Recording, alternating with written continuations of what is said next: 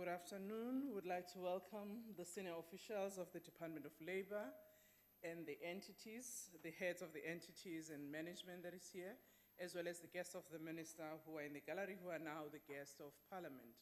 We welcome all of you.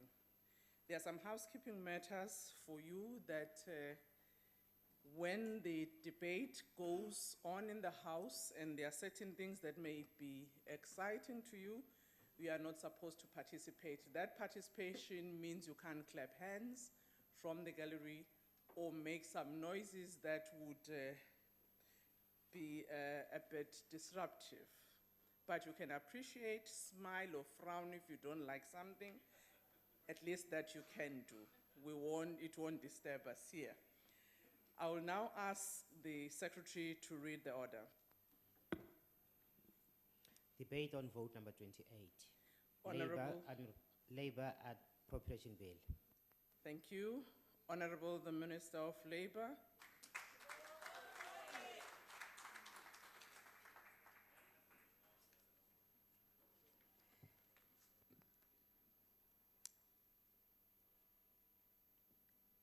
Ngiyabonga sihlalo hloniphekileyo ongqongqoshe abakhona namasekela ngqongqoshe ekakhulukazi ngibheka usekela mphathiswa inkosi uHolomisa amalunga lendlu ahloniphekile abaholi bembutho esibambisene nabo umqondisi jikelele kanye nethimba lakhe lomnyango izivakashi ezikhona abasebenzi bonke baseMzansi Afrika amanini namanenekazi ngiyanibingelela. Mangithathe leli thuba lokubonga ukuthi sikwazile kuma phambi kwenu namhlanje ukuzothula uhlahlo zimali lomnyango wezabasebenzi. Izibopho esazenza siwumbutho kaKhongolose uma siyokhethweni ngalonyaka ka2009 noka 2014 sikwazi kamhlophe ukuthi abantu bakulelizwe banika uKhongolose igunya lokubusa izwe ngoba bewazi umlando walombutho futhi bayakholwa ukuthi siyokwenza lokhu esikushoyo.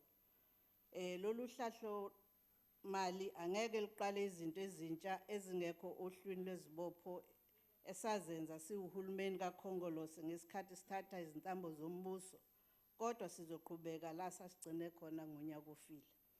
Umsebenzi wethu omkhulu ukuvikela abasebenzi ukuthi bangaxhashazwa emsebenzini. Lokhu sikwenza ngokushaya imithetho ebhekele inhlalakahle kanye nentuthuko yabasebenzi. Uma sishaya lemithetho siyaqinisekisa ukuthi lokho akuthikameza imizamo yokukhulisa umnotho nalezo zinhlelo zokuvula amathuba emsebenzi. Lokhu sikwenza ngokubambisana nabaqashi kanye nezinhlangano zabasebenzi. Isisekelo sakho konke esikwenzayo umqulu wenkululeko wathathwa indibano yabantu baseMzansi Afrika ngo1955 eKliptown. Unyaka ofile ube unyaka onempumelelo emnyangweni wezabasebenzi. Osaziwayo umhlaba wonke bathi akaze kwenzeke emlandweni wamazwe ukuthi uhulumeni ophethe acushise izicibiyelo zemithetho yabasebenzi evile kwembili iminyaka emibili landelana. Ngisho nozakwethu bamazwe omhlaba lapha ya enhlanganweni yabasebenzi yomhlaba abawuvala umlomo. Lokhu kuyajabulisa kakhulu ngoba kwenzeka unyakeni lasigubha iminyaka engama20 kwamukelwa umthetho sisekelo walelizwe. Futhi lona unyaka wama62 abantu baseMzansi Afrika bethula izifiso zabo ngomhlaba ehlangene eKliptown ngo1955.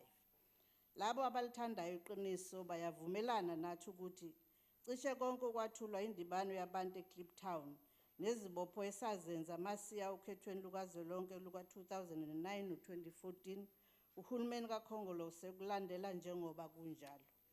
Yonke imithetho yabasebenzi yakulelizwe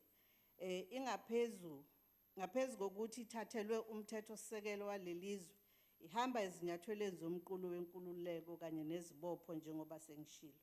Umqulu wenkululeko uthi uhulumeni wentando yeningi uyothuma uthatha izintambo zombuso ashaye imithetho yonika ilungelo elithi bonke abasebenzi bayokhululeka ukusungula izinyunyana zabo ukukhetha abaholi babo nokwenza izivumelwano zamaholo nabaqashi babo. Ngivale ukucaphuna. Sihlalo namalunga ahloniphekileyo akukho noyedwa kulendlu ongaphika ukuthi lo hulumeni kaKhongolose kwenzile lokhu ngale kwamathandabuzo futhi nabasebenzi bakwazi kamhlophe lokho. Umqulu wenkululeko uphinde uthi uhulumeni yokwenza kube ilungelo labo bonke abasebenzi ukuthi bathole ukuncephezelwa uma belahlekelwa imisebenzi. Kuyaziwa-ke ukuthi sinesikhwama esibhekene nalombandela, abanye bathi u-blue card, abanye bathi upoyinandi. Okungijabulisa kakhulu ukuthi ngisho nabasebenzi basezindlini nasemaplazini imbala nabo sebeyahlomula kulesi sikhwama. Kuningi-ke nokunye okuhlongozwa yilesi sichibiyelo mthetho okuzokwenza izimpilo zabasebenzi kanye nemindeni yabo ibe ngcono kakhulu. Siyathemba-ke ukuthi le ndlu izokuphasisa ukuchibiyela lo mthetho ukuze abasebenzi nemindeni yabo bahlomule. Kulo nyaka lesi sikhwama sesibekele imali engango-9.2 billion wamarandi ukuhlangabezana nokukhokhela abasebenzi okungenzeka balahlekelwe imisebenzi kulo nyaka njengoba isimo somnotho womhlaba sintengantenga. Umqulu wenkululeko uphinde ugunyaze uhulumeni ukuthi ubeke imithetho ezoqinisekisa ukuthi abesilisa nabesifazane bazo zonke izinhlanga bayakwamukeliswa amaholo afanayo uma benza imisebenzi efanayo. Sizokukhumbula ukuthi lokhu kuke kwaba indaba egudwini ngesikhathi sichibiyela umthetho wokuqeda ubandlululo ezindaweni zemisebenzi. Babe khona-ke ababeshaya phansi ngonyawo bethi akusoze lokhu kwenzeka, kodwa amathe abuyele kwasifuba ngoba ukhongolose ekhokhelwa umqulu wenkululeko yango-1955 wawushicilela lo mthetho. Umqulu wenkululeko uphinde uthi kuzosetshenzwa amahora amane ngesonto, abasebenzi bazokwazi ukuhlaba ikhefu elikhokhelwayo uma emva kokusebenza unyaka, futhi bayoba nelungelo lokukhokhelwa uma bengakwazi ukuya emsebenzini ngenxa yokugula. Kanye nabesimame uma beyobeletha nabo bayoba nelungelo lokuhlaba ikhefu elikhokhelwayo ukuze bakhulise izinsana zabo, futhi kuyoba neholo likazwelonke. Ukhongolose usekwazile okuningi ukwenza ngalombandela, futhi sonke siyazi ukuthi uma ungaphilanga usuyakwazi ukuthi utshele umqashi ukuthi angeke ukwazi ukuya emsebenzini ngoba uyagula. Uma ulovile emsebenzini ngoba ugula, wawukhishwa ngesango mhlazane ubuya. Yayingekho futhi indaba yokuthi uzohamba uyophumula emva kokusebenza unyaka ucabange ukuthi uzokhokhelwa, kodwa namhlanje konke lokhu sekulawulwa umthetho njengoba sikhuluma nje. Abasebenzi besimame sebeyakwazi ukuyobeletha bahlale okungenani izinyanga ezine bekhokhelwa. Abasebenzi babazi kahle kamhlophe ukuthi uma ukhulelwe kwakusho ukulahlekelwa umsebenzi. Uma ngabe ungashadile, uma uthisha, kwakuba into yokuqala leyo wazi kahle ukuthi awusophinde uthole umsebenzi. Siyabonga kuhulumeni kaKhongolose, abanamehlo bayayibona imisebenzi yakhe emihle. Akugcini lapho umqulu wenkululeko uphinde uthi abavukuzi, abasebenzi basezindlini, abasebenzi basemaplazini kanye nabasebenzi bakahulumeni bayoba namalungelo afana nabo bonke abasebenzi. Bonke abasebenzi banamalungelo afanayo kulo lonke lelizwe. Kuthe uma senza izichibiyelo zokuthi abasebenzi bezinkontileka nabo babe namalungelo afanayo nabo bonke abasebenzi, amanye amaqembu alendlu aphikisayo ashaya phansi ngonyawo bethi lingawa licoshwe izinkukhu. Angeke kwenzeke lokho. Umbimbi lwabasebenzi, amadlela ndawonye kanye nenhlangano yezakhamuzi beholwa ukhongolose balwa ukuthi lezi ziphakamiso zibe umthetho. Uyasho futhi umqulu wenkululeko ka-1955 ukuthi ukugqilazwa kwabasebenzi, uhlelo lokuholela abasebenzi ngotshwala, izinkontileka zabasebenzi zamatoho ezinganamalungelo kuyoqedwa. Siyazi-ke ukuthi ukhongolose useshaya imithetho ekuqeda nya ukuxhashazwa kwabasebenzi besikhashana kanye nalabo bezinkontileka zesikhashana. Yize kusekhona bathi lokhu akwanele. Inkinga yabo ukuthi bayakhohlwa ukuthi imithetho yabasebenzi ithi umsebenzi ngamunye uqasha ngokulawulwa imithetho yezabasebenzi. Okusho ukuthi imithetho ayikuvumeli ukuthi umsebenzi ahlukunyezwe noma ngabe uqashwe ngaphansi kwayiphi imigomo. Futhi umthetho uthi bonke abasebenzi banelungelo lokuvula icala kwikhomishani yokuxazulula izinkinga nokuqondisa izigwegwe. Uma benganelisiwe izinqumo zekhomishani, abasebenzi bayakwazi ukudlulisa izikhalo zabo bazise ezinkantolo zabasebenzi. Le khomishani yabelwe u-770 million wamarandi ukuze yenze umsebenzi wawo osuthe xaxa ngenxa yezichibiyelo zemithetho yakabusha. Ngingakubeka ngembaba nje ukuthi thina siwukhongolose ikakhulukazi umnyango wezabasebenzi cishe sesikwenze konke umqulu wenkululeko othe asikwenze kanjalo nezibopho zokhetho esazenza ngo-2009 nango-2014. Lokho esingakuqedile okufana neholo likazwelonke kuyaziwa ukuthi senzani ngakho. Sikhuluma nje amalungiselelo ukuthi kuvunyelwane ngesichibiyelo salawo maholo usezithebeni laphaya kungekudala sizozwa imphumela yakhona. Sihlalo ohloniphekileyo njengamanje siphezulu komshikashika wokwenza isichibiyelo emthethweni wokunxephezela labo abasuke belimala emsebenzini nalabo abathole ukugula ngenxa yemsebenzi abayenzayo. Kulezi sichibiyelo sifuna ukuthi abasebenzi basezindlini nabo banxeshezelwe uma belimala noma bethola izifo ngenxa yemsebenzi abayenzayo. Sifuna ukuthi kube nezinhlelo zokulekelela labo abesuke belimale ukuthi bakwazi ukubuyela emsebenzini ngokusheshsha. Abanye sibanika amakhono amasha ukuze babe semathubeni angcono okuthola eminye imisebenzi noma baziqalele amashishini abo. Besicela-ke sihlalo ohloniphekile ukuthi uma lo mthetho sichibiyela ufika kulendlu ube ingxenye yezinhlelo eziphuthumayo ukuze abasebenzi bahlomule. Abanye babo sifuna ukubaqasha thina siwumnyango embonini yethu yalabo abaphila nokukhubazeka. Injongo yethu ukuthi lezi sichibiyelo zithule kulesi sishayamthetho ungakapheli lo nyaka ophezulu. Kubalulekile-ke ukuthi sikusho lokhu. Yonke imithetho yabasebenzi ikhandwa yithi sonke ngokubambisana nezinhlangano zabaqashi, izinhlangano zabasebenzi kanye nenhlangano yezakhamuzi kuzwelonke. Kanjalo nomphakathi jikelele uyanikwa ithuba lokuphawula ngeziphakamiso zethu. Lokhu kubalulekile kakhulu esikhathini esiningi kuye kubekwe sengathi uhulumeni uvele athi makwenziwe izinto ngale kokubonisana nezinhlangano ezithintekayo. Lokhu sikenza emkhandlwini wezokuxoxisana kwazwelonke. Kulonyaka ophezulu lomkhandlu wabelwe u-31 million wamarandi ukuze ukwazi ukwenza imisebenzi obekelwe yona. Kumalunga ahloniphekileyo kunezinhlelo eziningi esizenzayo ukusiza abasebenzi uma belahlekelwa imisebenzi noma kutholakala ukuthi izimboni abasebenza kuzona zithola izingcindezi. Sinezinhlelo lapho izimboni zithola khona usizo lokugwema ukuthi zivalwe. Sinohlelo lapho sibambisana nezimboni ukuze sivimbe ukudilizwa kwabasebenzi uma behlangabezana nemigomo ethile. Okokuqala kumele ukuthi umqashi osuke ebike ingcindezi aveze ubufakazi obuqanda ikhanda ngokuvula izincwadi zakhe zezimali zicutshungulwe ukuze kubonakale ukuthi ngempela lokho akushoyo kuyiqiniso. Futhi kumele kube nobufakazi bokuthi uyayigcina yonke imithetho yezwe. Ngale kwalokho kuye kube inkinga ukuthatha imali yabasebenzi kusizwe umqashi obengakhathalela abasebenzi futhi ongayigcina imithetho yezwe. Ezinye izinto ebesithe sizozenza usekela mphathiswa womnyango inkosi Holomisa uzonika imininingwane nanokuthi sihambe safika kuphi. Sihlalo ohloniphekileyo isikhwama esibhekele ukunxephezela abasebenzi uma belimala emsebenzini noma bethola izifo ngenxa yemisebenzi abayenzayo sesibeke imali engango-5.2 billion wamarandi ukuthi mawutshalwe ezintweni ezizovula amathuba emisebenzi. Kuze kube manje cishe imali engango-1.9 billion wamarandi isitshaliwe emshikashikeni wokuvula amathuba emisebenzi.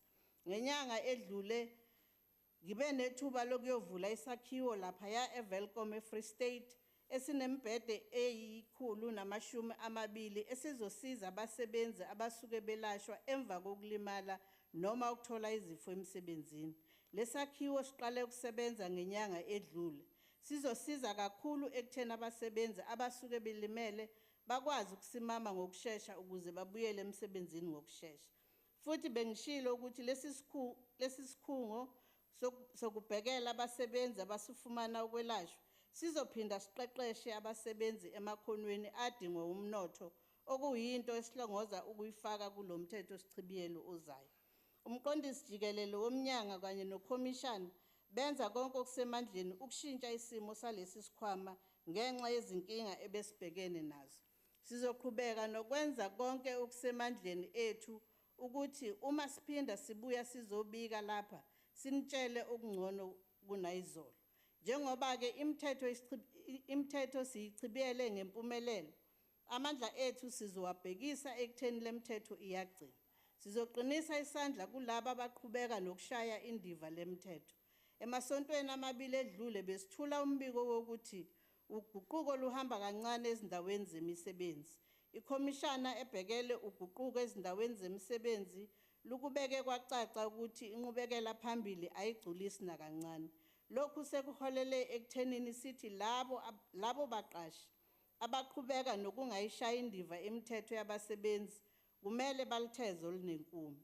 Kudala sibanika ithuba lokwenza okumele bakwenze ngaphandle kokubaphoqa singuhulumeni, kodwa ukusobala ukuthi abasimisele ukuguqula isimo. Sekufike lapho kubonakala sengathi ukungayilandeli imithetho yabasebenzi sekuhlangene nokubukela phansi umnyango.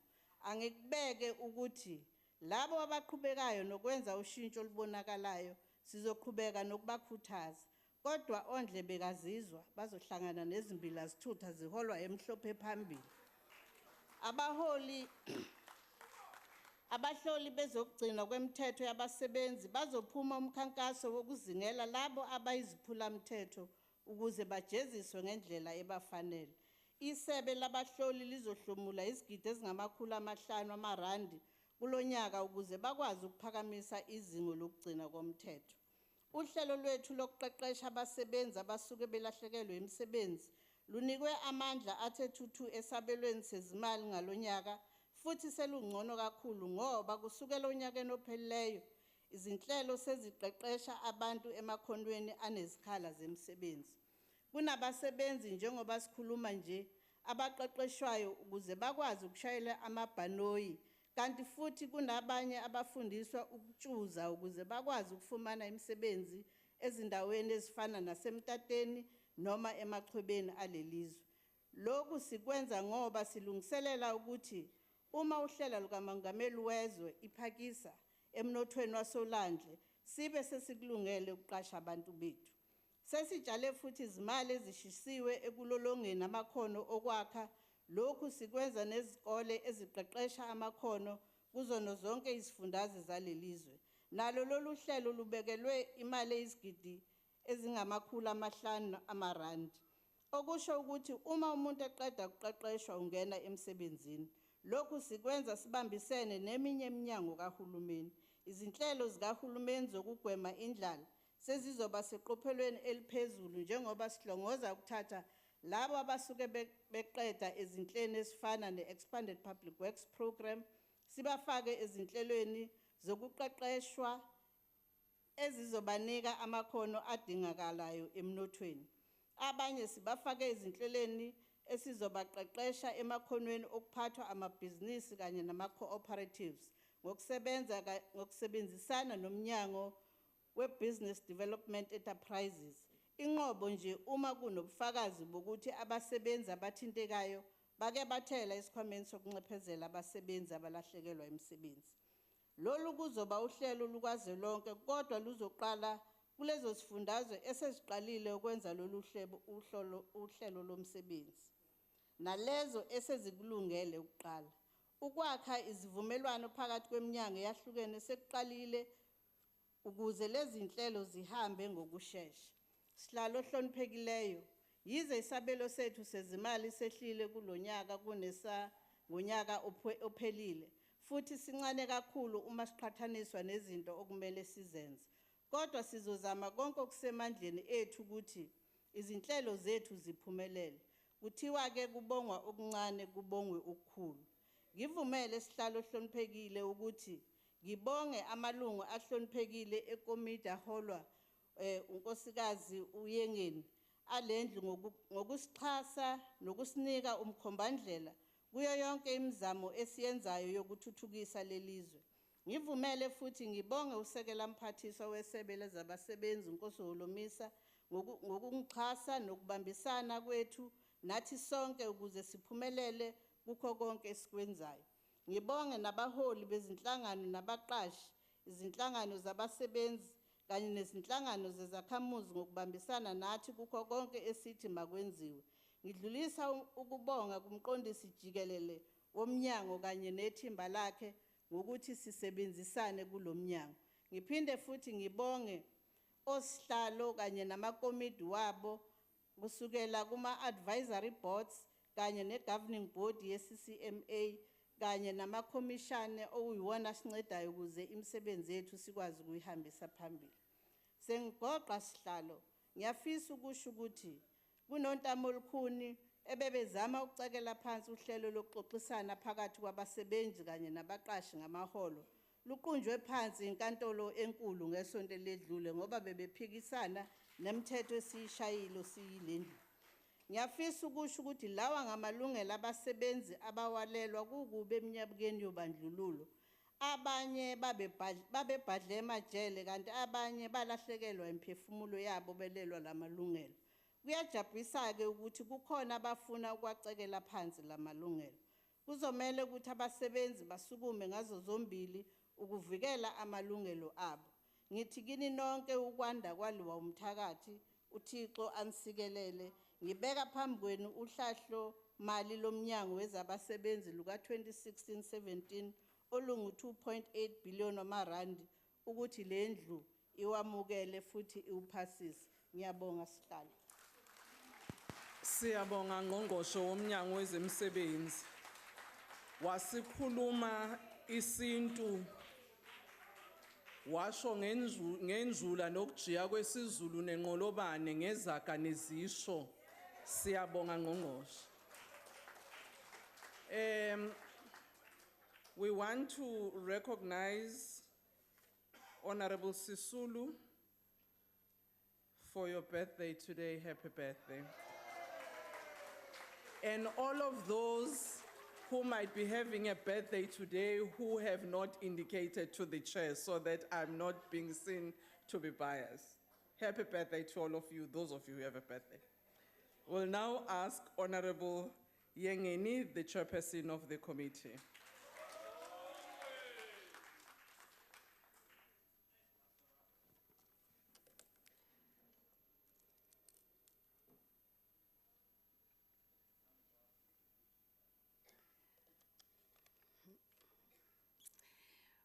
Honorable House Chair, honorable members of Parliament, ministers in the House, guests in the gallery,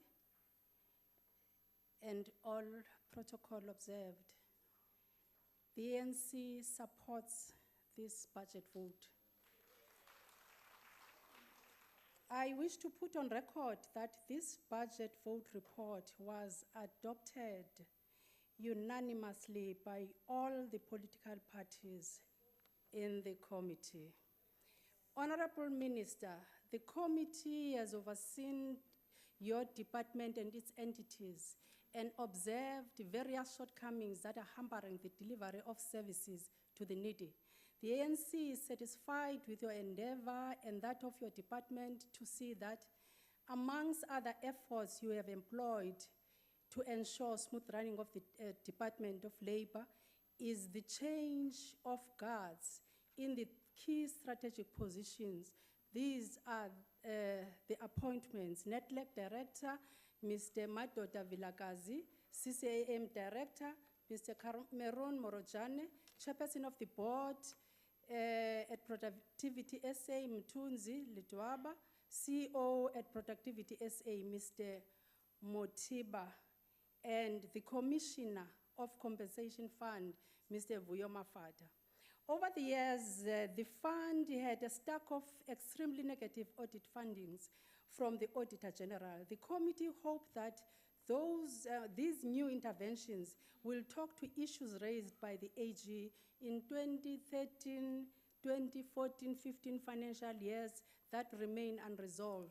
The committee will monitor the action plan presented by Mr. Mafata and the DG to the committee because if it is well implemented, most challenges that hold back smooth delivery of the services to the people will remain in the dustbins of the department's history. Improved service delivery in the compensation fund will ensure that both the department's biggest funds are well oiled up to implement the proposed comprehensive social security reforms that are currently under discussion at NETLEC. This is in line with ANC's resolution to fight poverty, inequality, and unemployment through comprehensive security reform. Effective social dialogue is imperative for inclusive and sustainable growth. Therefore, the role of NETLEC is crucial in ensuring labor market stability through social dialogue. It is in the interest of the committee to ensure that this institution is run efficiently to realize its objectives.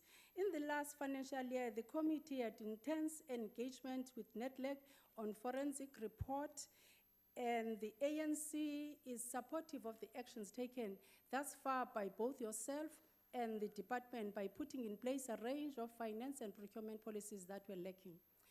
According to the United Nations, urban population in South Africa will exceed 45 million by 2030, while rural population is expected to decline even further. Therefore, a job strategy will have to consider these factors, and the department's infrastructure and resource planning will have to also consider these factors. Labor center infrastructure will have to consider this reality as well. There is unremitting growing demand for the services of the department as companies face strain due continued negative economic environment. They retrench and more people try to access UIF benefits and await being placed in various job opportunities.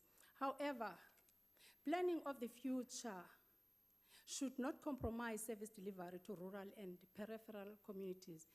The most vulnerable are mostly in the rural areas, as services are usually distant. Our beloved country, South Africa, is going through very difficult challenges at this point in time.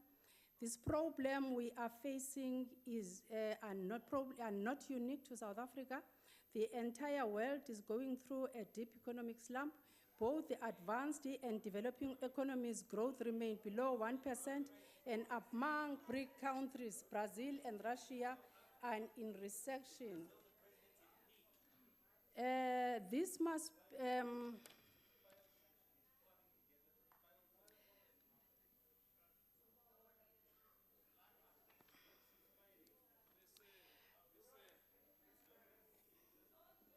The agricultural industry has its own challenges of drought that poses threat to both farmers and farm workers. The ANC is satisfied with the interdepartmental task team formed by the government to come up with interventions that will save the future of both workers and employers in that industry. The Department of Labor is an integral part of that team. The confluence of internal and external pressures on the mining industry has caused some labor relations panic and job losses. These are weak commodity prices due to weak commodity demands. The slowdown in the Chinese economy has prolonged the pressure on the resource sector. Unions and government must be consulted should management perceive that there might be threats of job losses. Consultation must be honest and in good faith. Companies must be careful when announcing their plans for retrenchment.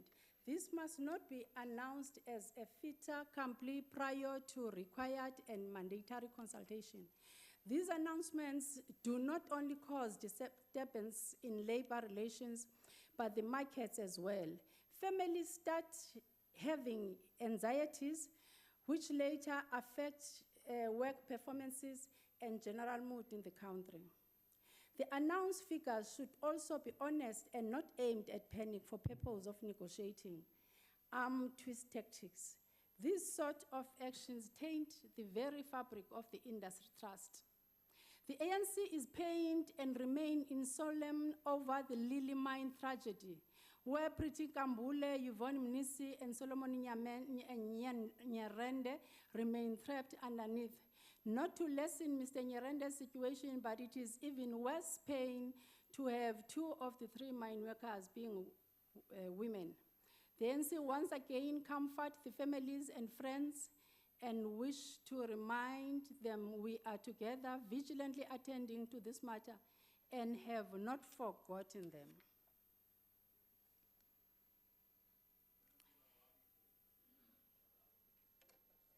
Employment equity report. Honorable House Chair, let me focus on the latest report of the employment equity. And I also wish to focus on my well-governed province, the caring and inclusive city of Cape Town. According to the EE report of the city of Cape Town, out of 10 positions of the top management level, whites occupy 60%, and black majority combined, African, coloreds, and Indians occupies 40%. The official target of whites in the EE report is 2, meaning 20%, meaning they are overrepresented by 40%, and black majority combined are underrepresented by 40%. Senior management currently has 93 positions, and according to the EE targets, 16 must be whites. But guess what? They are occupying 44, meaning they are overrepresented by 32%. The black target of the city EE is 81%. The black Africans and colored combined.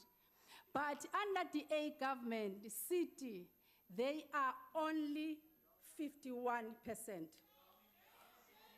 Professionally qualified currently, there are 2,007 positions in the city of Cape Town. Out of that, 1,658 was meant to be occupied by black majority combined, but only 1,154 instead.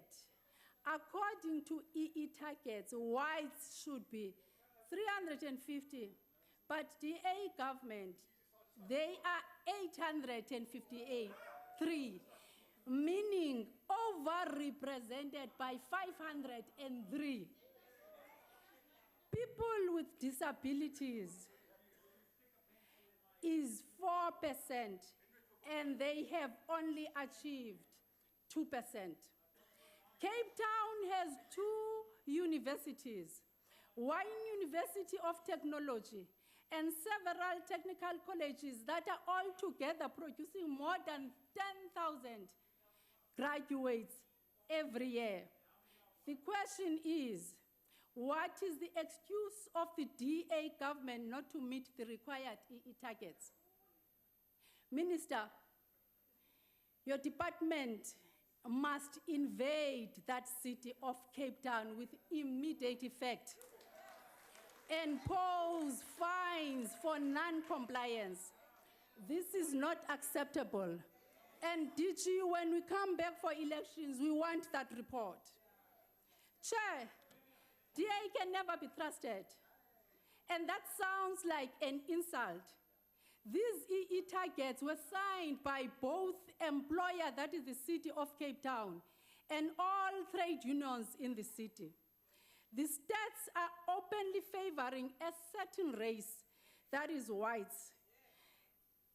And when DA is labeled as racist, the DA members feel that that's an insult.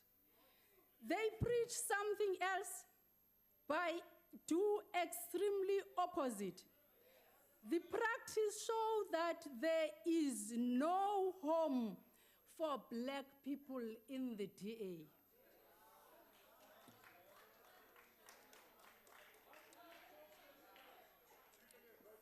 I thank you, Chair. Thank you, Honorable Member. Honorable Ollis.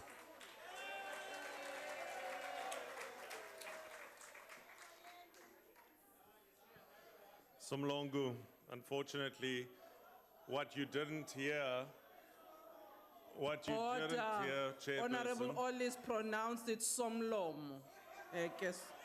Thank you, Ollis. I beg your pardon. I was just explaining to members that you pronounced correctly Somlom. Over to you, Honorable Ollis.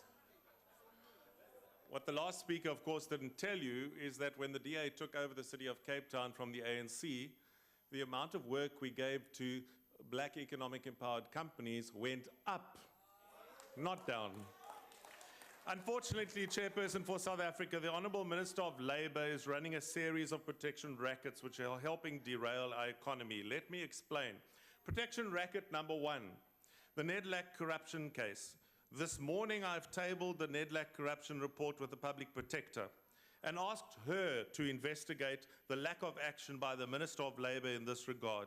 The Minister refuses to institute a disciplinary inquiry into the conduct of Mr. Mkhize, even though she has been given the forensic report years ago into the corruption under his watch.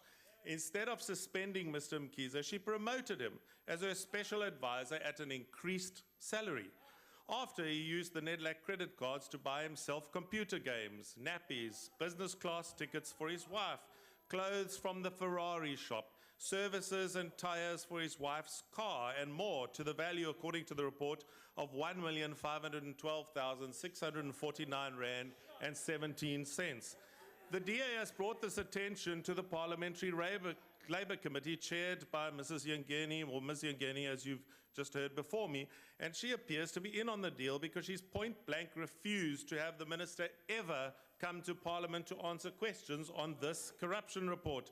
It is significant that the case was also reported to the police in Rosebank, Johannesburg, case number 123/1/2015, and there has been no action by the police on this case either. The SAPs involved the Hawks in this case, and the investigation has gone as dead as the ANC's moral compass. Protection racket number two, the Sepwawu case has become legendary. The Minister never interfered with the work of the Registrar of Labour Relations before now. When unions from Fedusa, Naktu or others were taken to court by the Registrar, the Minister was as quiet as a mouse, quite happily to let the Registrar do his job. However, as soon as the corruption is exposed implicating the leadership of Sepwawu, aka Kusatu, the Minister suddenly breaks all the rules to protect another racket. The Registrar asked the court to intervene in the Sepwawu case as his job requires. The Sepwawu had broken all of the regulations, including not submitting their financial statements. Suddenly, at a Kusatu special CEC meeting on the 26th of May 2015, Kusatu decided they will get rid of the Registrar. Let me quote from their actual minutes. By the next CEC, both the Registrar and Kalipi should not be where they are. If the Minister is in charge, she must show us she is in charge by treating us as the alliance partner. There is nothing also to stop an approach directly to the Minister of Labour to withdraw Kalipi. He and the Registrar must be dealt with. After a quick meeting in Geneva, the ever-compliant Minister then suspends the Registrar, in the words of the court, without applying her mind.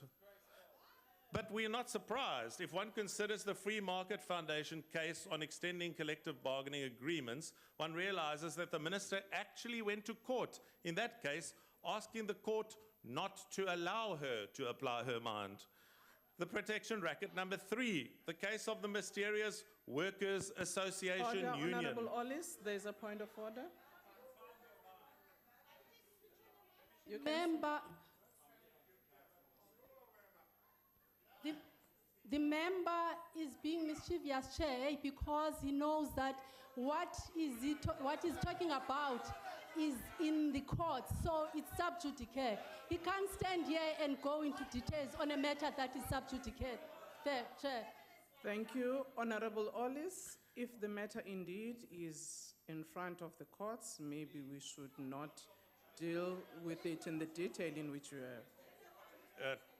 To my knowledge, this particular matter is not before the court, but I will leave it there and I will move on in my speech if that's okay with you. Protection racket number three, the Workers' Association Union, or WOW. Fully aware of the fact that Kusatu is falling apart, apparently number one has decided to form a new trade union, according to media reports, to covertly arrange the funding himself. The only problem, of course, is that this union, the Workers' Association Union, or WOW, does not comply with the legislation on trade union formation. Their application, I have it here, has been turned down 3 times on July the 16th, 2013, 9th of October 2013, and 24th of February 2014, respectively. They were refused due to, among other matters, their office bearers are not even members of the union. Today, the DA can reveal that the President himself interfered in the independence of the Registrar of Labour Relations also. The Minister summoned departmental officials to Cape Town and issued instructions to immediately register WOW, even though they do not comply with the legal requirements for a union because, and I quote, number 1 wants it done. Next morning, hey presto, the Workers' Association Union gets their rubber stamp and are duly registered as a functional trade union, no matter what the law says about it. Now that's wow. Let's not forget that this union will in future trade minister with workers' money while being controlled remotely by secret hands. But the ANC are failing on jobs too. Let me give you the lowlights. The quarterly labour force survey showed this week that unemployment increased to a record high of 8.9 million South African people now unemployed under the ANC. A staggering 355,000 people lost their jobs in 3 months. The 16th Annual Employment Equity Report is another disaster for the ANC propaganda machine, but there's a lie in the story that you hear from the ANC. We were told there's been no progress on employment equity in the past year. Well, let me expose that lie. If you look at page 78 of the 16th CEE report, it tells us, for the very first time in our history, black South Africans at the professionally qualified level outnumber their white colleagues this year. Progress is being made. In the report, it states it. The ANC tells these lies because, of course, it's an election year and they want to pit black South Africans against white ones because they love racially dividing. However, top management and senior management and people with disabilities do show no change from last year's figures. This is another colossal ANC failure because the ANC form of BE is just not working. The minister thinks that a 6-month warning to business before punishments that are severe is going to fix it. That's like beating a horse that won't cross a dangerous ravine on a rickety plank. Minister, you have to fix the plank. Let me give you the DA perspective on fixing this. Number 1, you have to grow the economy if you want to fix employment equity. Number 2, fix the legislation to make it easier for companies to change, like those lovely visa regulations that you needed to fix earlier.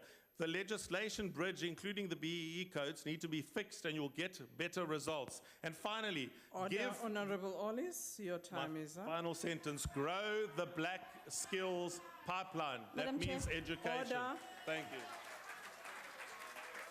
Honorable Khoza.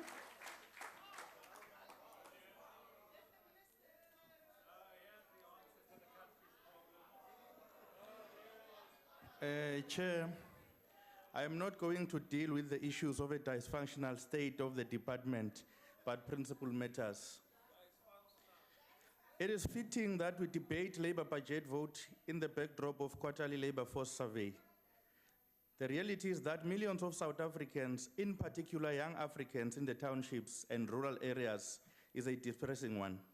More than 6 million people, most of them young, who are willing, ready, and capable to work, cannot find jobs. It is clear that the economic policies of the ANC government are a major cause of unemployment. The truth is that South Africans are waking up to a realization that the EFF is their last hope for jobs. Chairperson, in 2014, we were told that the introduction of national minimum wage is a done deal, and all that was left was to agree on the level. All indicators point to a deliberate misleading of workers. The ANC government, together with COSATU, has no intention to introduce national minimum wage. The ANC, in collusion with the DA, rejected a motion by the EFF last year in November to introduce a national minimum wage. It is time for workers across all sectors to realize that the EFF is their last hope for a meaningful and living national minimum wage. Today, Chairperson, sons and daughters of cleaners, gardeners, and drivers at the University of Pretoria can access free higher education like those of professors. As the EFF, we say salute to the EFF Student Command Team for taking the fight of labor brokers and outsourcing to the right quarters. And we are saying the same will happen in all other institutions of higher learning. It is time for workers across all sectors to realize that the EFF is their last hope for a complete ban of labor brokers and outsourcing.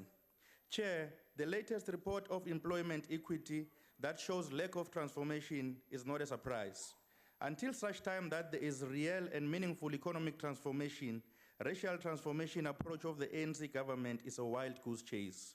Only state ownership and control of strategic sectors of the economic should be the foundation for sustainable economic transformation in South Africa. It is only then that we will see employment equity transformation, and domestic workers from Alexander and other townships will earn a living wage of more than 4,500 per month. Mine workers in Marikana and other mines will earn a living wage of more than 12,500 per month. Builders will earn a living wage of more than 7,500 per month.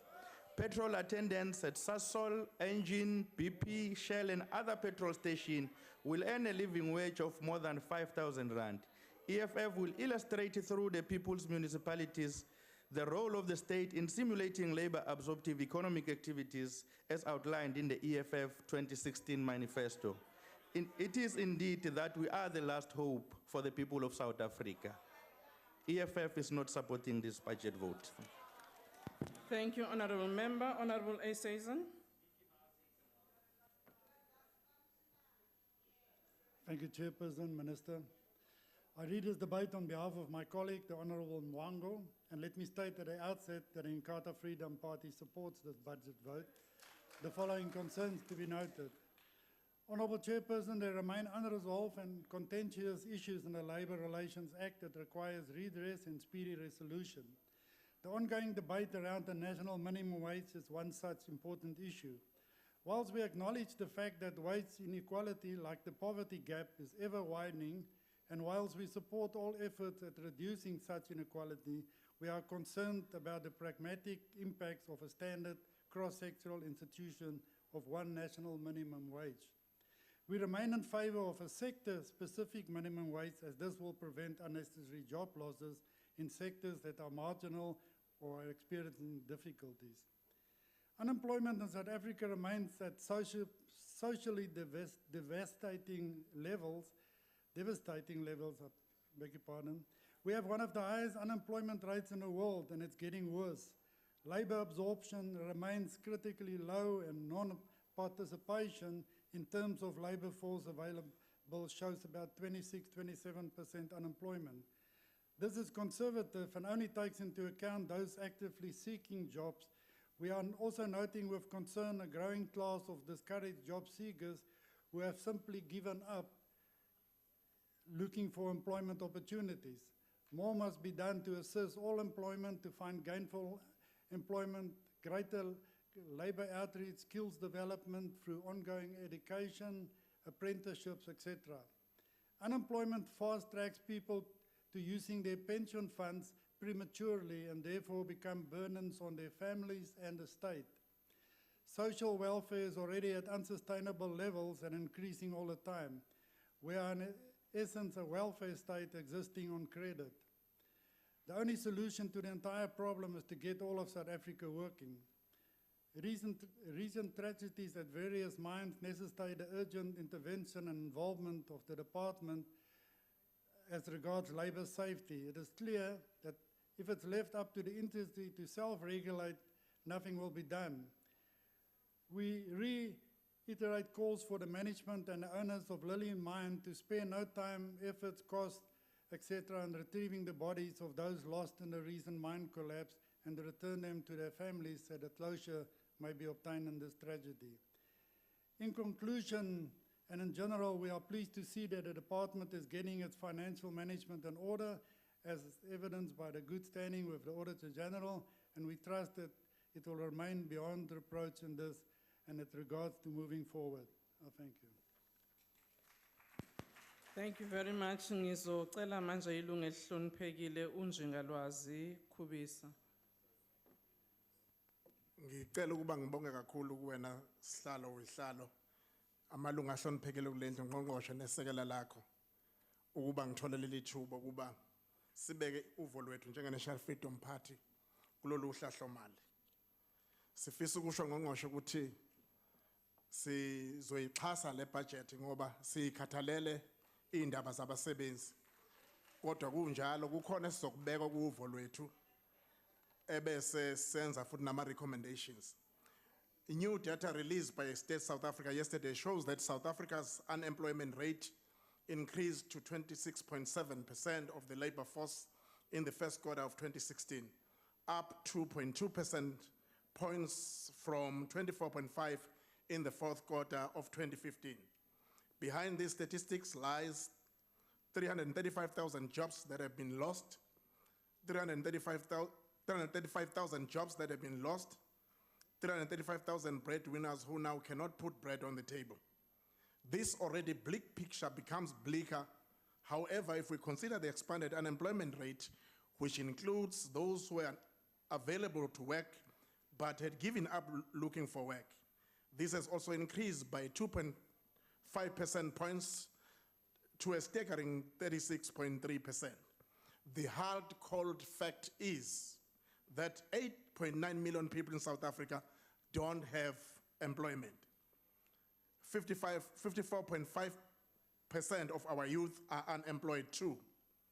This unemployment rate, Chairperson, is the highest in 8 years and is largely due to policy uncertainty, and the NFP questions the role of the Department of Labor in this decline in employment, particularly so since the department has a mandate to improve economic efficiency and productivity, to facilitate decent employment creation, and most importantly, to develop responsive legislation and policies to attain labor market flexibility for competitiveness of enterprises. Clearly, Minister, something has got to be done. Against the backdrop of high unemployment, we also need to look at the dire situation of mine workers, their safety, and most importantly, their inequitable salaries and limited resources. The very sad occurrence at the Lily mine in Mpumalanga has brought into sharp focus the real danger that mine workers have to face on a daily basis.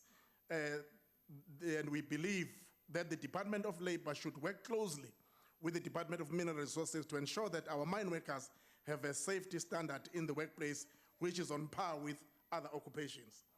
To address unemployment, the department needs to rid the labor landscape of the scourge of labor brokers so as to ensure that our workers get permanent jobs with benefit.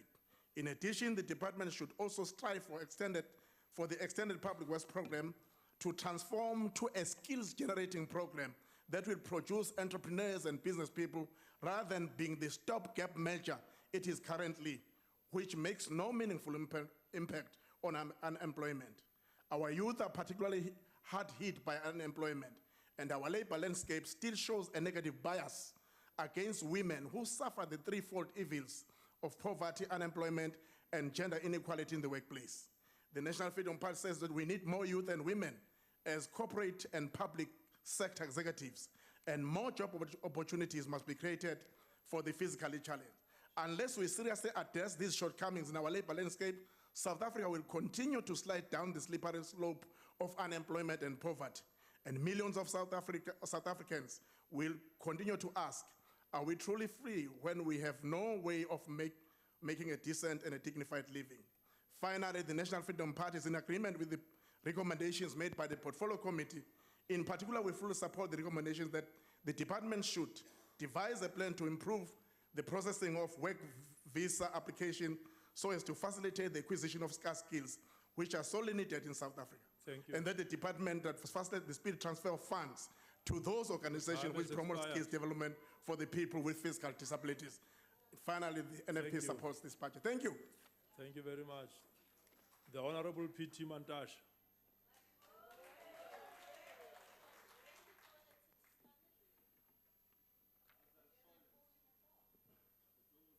House Chairperson, Minister of Labor, the Deputy Minister Nkosi Holomisa, amalungu committee, amalungu eParliament akhoyo onke apha, indwendwe zethu ezikwigalari, abemi boMzantsi Afrika jikelele molweni.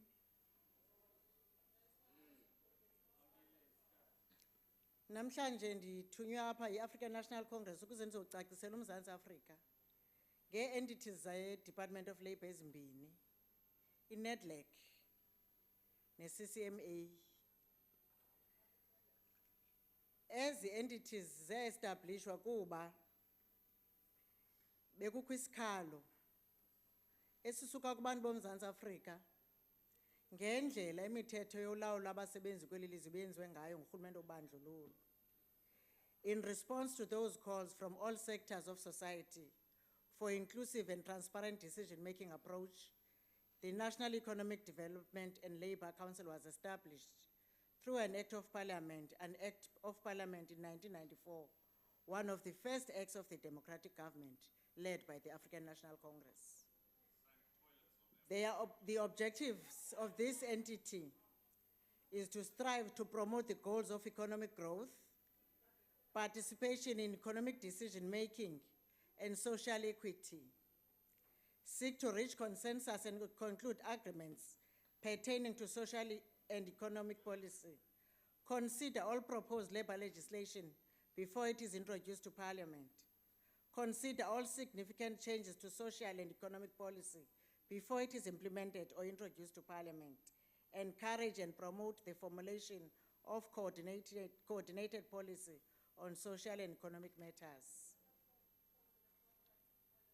The origins of NEDLAC lay in the struggle against apartheid decision-making, where the white masters, great-grandfathers of the people on the left, decided on the lives and everything else that concerned citizens of this country in ensuring extended participation of different constituencies. 4 chambers were established at NEDLAC, namely the public finance, the monetary policy, labor market, trade and industry and development. This affirms the assertions of the Freedom Charter, as the minister was saying, that in the South Africa we're seeking to build, the people would govern. It is a real unique entity where multilateral decision-making that provides an opportunity for the major stakeholders in society to meet and contribute to reconstruction and development, not only for labor and government, but also women, youth, people with disabilities, and civic society. In the 2016-17 budget, the Department of Labor transfers a total of 31 million. This is a decrease of about 4.3%. This allocation covers expenses for the following programs: administration, cooperations, capacity building, and capacity building sub-programs.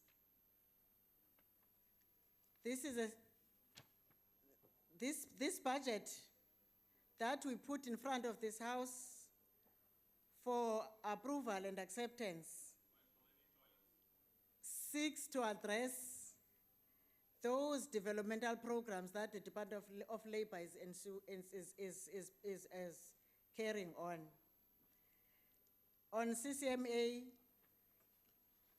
a statutory body that was established in terms of Section 112 of the Labor Relations Act of 1995 as amended, that which is a shield for workers of this country, has its goals as enhancement and extension of service delivery to transform workplace relations and advance development, strive for organizational effectiveness, especially during the current economic conditions, where employers have one thing in their vocabularies: retrenchment, most of the time without following procedure, and the new crop of trade unions disregarding the Labor Relations Act when contemplating strike actions. This entity had a backlog of cases in the past, but their turnaround strategy that they termed Senzumehluko has borne fruit, and these are the positive results recorded. Of the 171,554 cases referred to CCMA, so far 76% of them has been settled. The average time to deal with a conciliation case at CCMA is 23 days of late, and that of an arbitration case is 57 days. They have so far settled 18 strikes, and helped 28,642 people to better understand the law and their rights. They have developed a plan to support and implement an action plan to support businesses in distress and address job insecurity. They are currently spearheading National Vulnerable Sector Job Saving Intervention. The CCMA is one of the tough institutions when it comes to corruption. As we speak, they are investigating 4 of its commissioners whom complaints have been leveled. The committee has in the previous financial year complained of non-accessibility of their services to rural communities. And in response to that, we have seen them establishing offices, upgraded those offices, and translated them into isiZulu, in their forms into isiZulu. This entity is the biggest consumer of the Department of Labor's budget in the current financial year. 770 million has been transferred to it. This is justifiable when you look at the dispute resolution volume caused by job losses through unfair labor practices by employers, especially to vulnerable workers. An additional amount that could be allocated to CCMA would assist in further limiting the burden on the arbitration and court processes undertaken by this entity. It is for the above-mentioned progress that the committee appeals to this House to support the budget vote of the Department of Labor. The African National Congress supports this budget. I thank you. Thank you very much. We now call the Honorable, the Deputy Minister of Labor.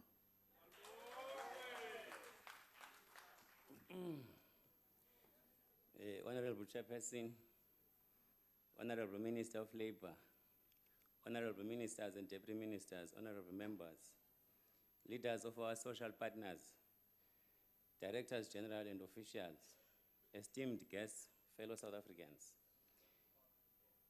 It is a singular honor for me to once more stand before you on the occasion of the presentation of our budget vote to this august House. Ndima apha ndinelunda ngendima enkulu edlalwa leli sebe ekukhuliseni uqoqosho, ekulolongeni izakhono zabasebenzi nasekukhuseleni amalungelo abo. Le migudu ijolise ekubeni kudaleke amathuba emisebenzi, ingakumbi ukuhlangabezana nolutsha kwintselo ngqesho egqubayo, ndawonye nokuphucula impilo kubantu boMzantsi Afrika jikelele. As a governing party, as a department, we recognize our role of regulating the labor market to ensure stability and a vibrant economy that yields tangible results benefiting the people of the country, including in job creation. The commitments that we're making today are aimed at improving the socio-economic conditions of our people, be it in urban areas, farm dwellings, townships, and far-flung rural settings. For people to continue to have confidence in our government, regardless of where they live, we need to demonstrate that we are a caring government which places a high premium on their day-to-day needs, their trials and tribulations, their hopes and aspirations. Chairperson, one of my responsibilities in the department is to ensure that all our offices have the necessary infrastructure, human resources, and tools of trade to deliver services to the people. In my visits to the provincial offices and labor centers in the country, I have witnessed the conditions under which our client service officers work. I have seen with my own eyes the difficulties that our offices have in meeting the public expectations as a result of inadequate human resources, especially at the frontline offices and in our inspectorate, where we interact directly with members of the public. Since the dawn of democracy, government has underscored, rightfully, the need to increase access to public services, and the Department of Labor is no exception. Whilst we have managed to achieve this through the building of new labor centers, introducing satellite offices and visiting points, it is also true that concomitant human and financial resources are required to ensure we deliver a professional and effective service to our people on the ground. Another area of focus for the department going forward is that of the inspectorate and enforcement services. Needless to say, it would be foolhardy and naive for us to enact progressive laws that are aimed at transforming our workplaces if we do not have the requisite capacity to inspect and enforce the laws, thereby ensuring compliance.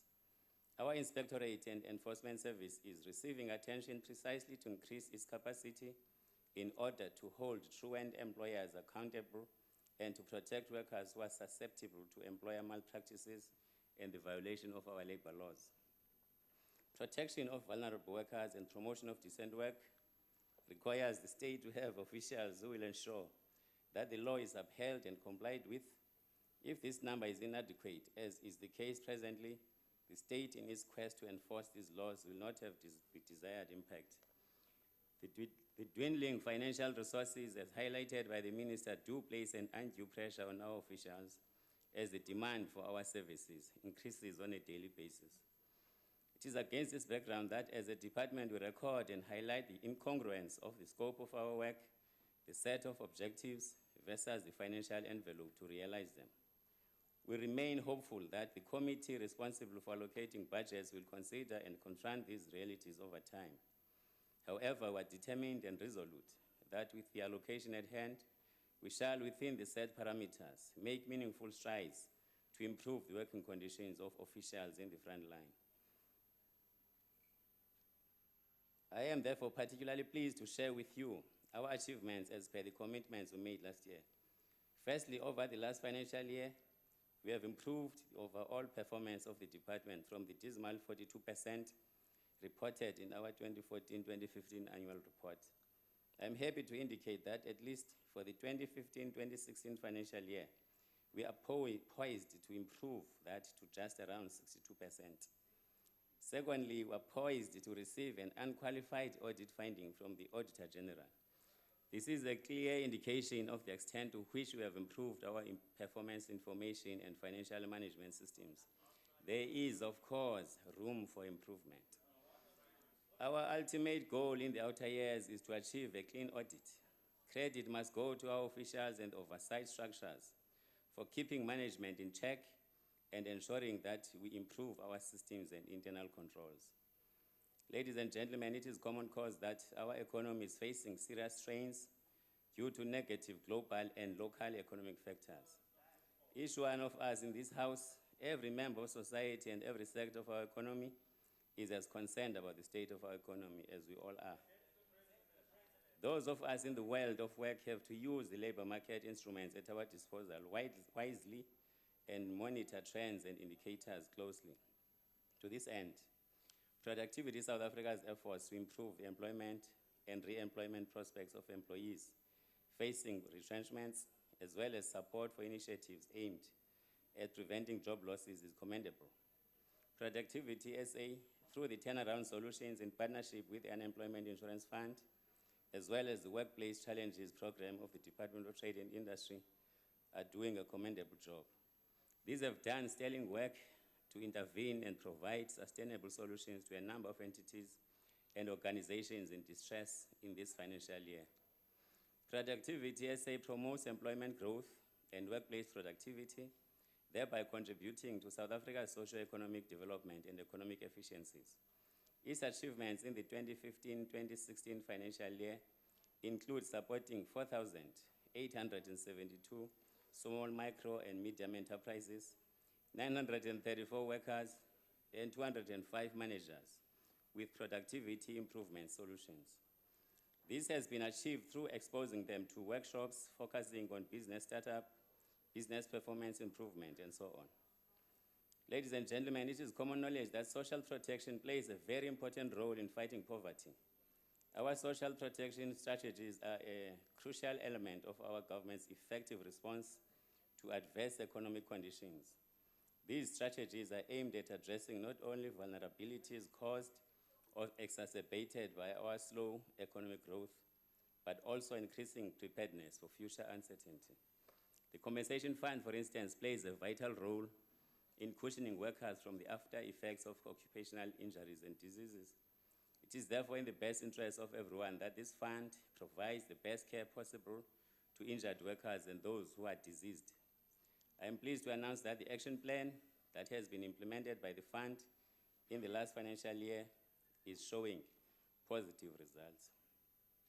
Significant progress is also being made in ensuring that we deal with claims received within a short period of time. Over the next MTEF period, the fund has set itself the target to process and authorize payment of claims within 60 days of their receipt. Whilst we have set a time frame of 60 days, we are employing systems and processes that will ensure that we reduce this turnaround time even further.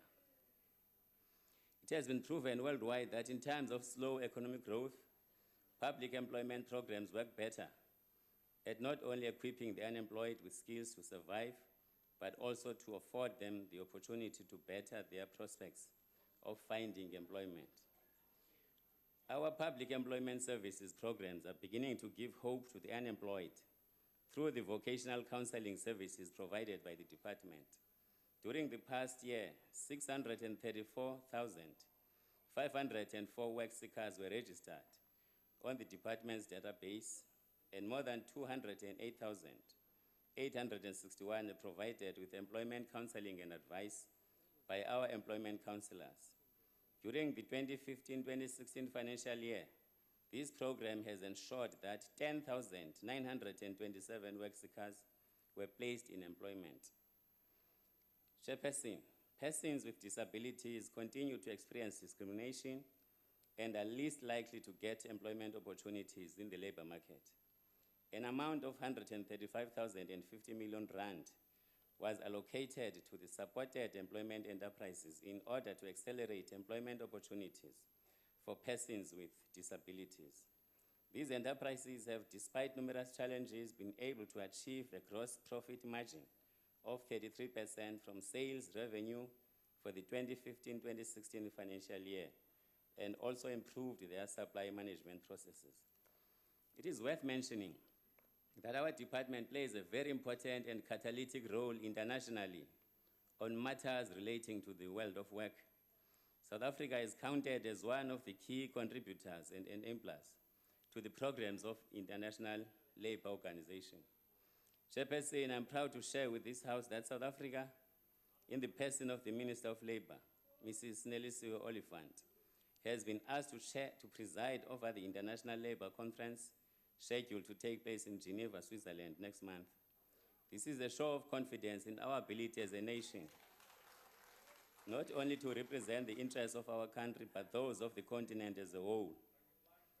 Honorable members, our government is a caring government, and no amount of hoodwinking or misrepresentation will detract from that fact.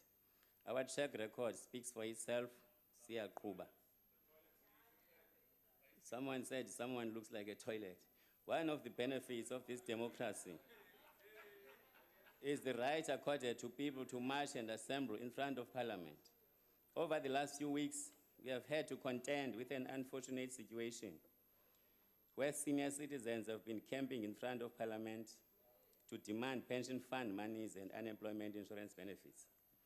In our engagements, we agreed with the leadership of these ex-employees of the then Sky Transport Corporation that the process of verification of their claims would have been concluded by the 5th of May 2016 on condition that everyone has submitted the necessary application for their benefits. We are working together with our other government departments, such as Trade and Industry and Public Enterprises, to look into this matter to ensure they get their due. The processing and payment of benefits to the qualifying claimants has commenced, and some have already been paid. The Department of Labour is playing a facilitating role to ensure that the matter is concluded to the satisfaction of all who are affected.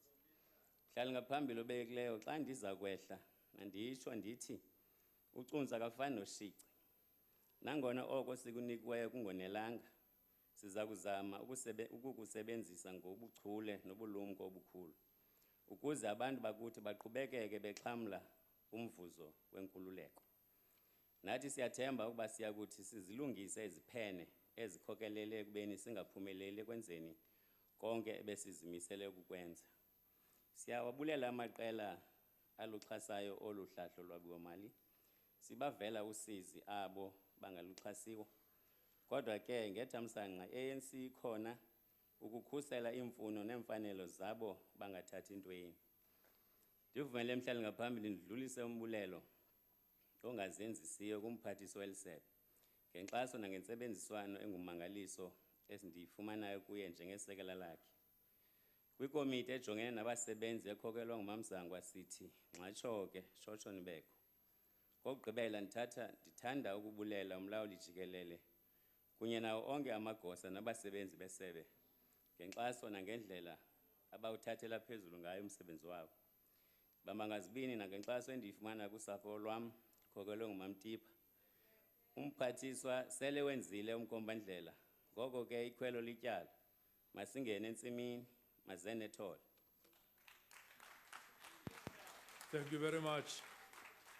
The Honorable L.N. Mjobo.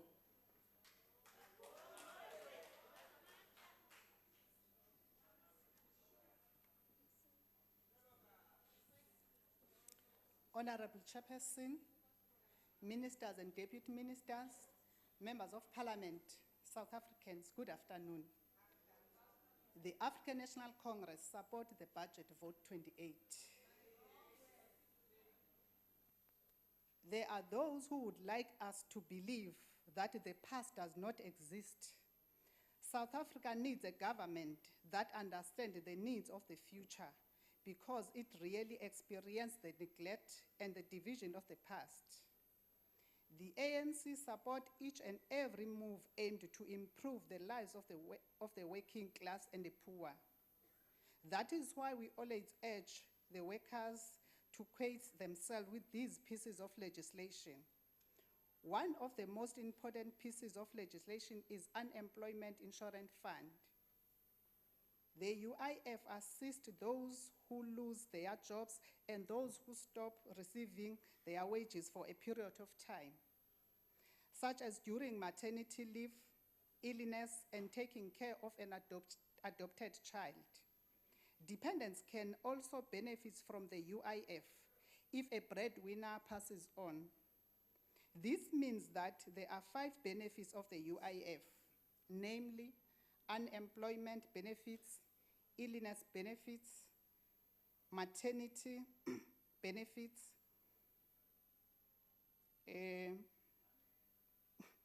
adoption benefits, and dependent benefits. The UIF is managed by the Public Investment Corporates.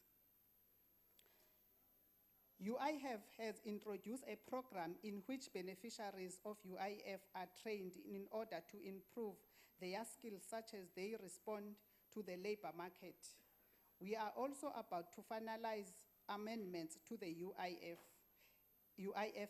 Act so that they respond to the needs of the workers, especially those in vulnerable sector.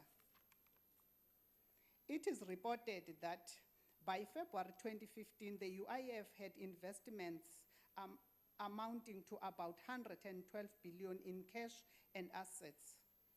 It is worrying that about 80% of the domestic workers and all farm workers and their dependents do not yet benefit from the UIF because their employees continue to refuse to register.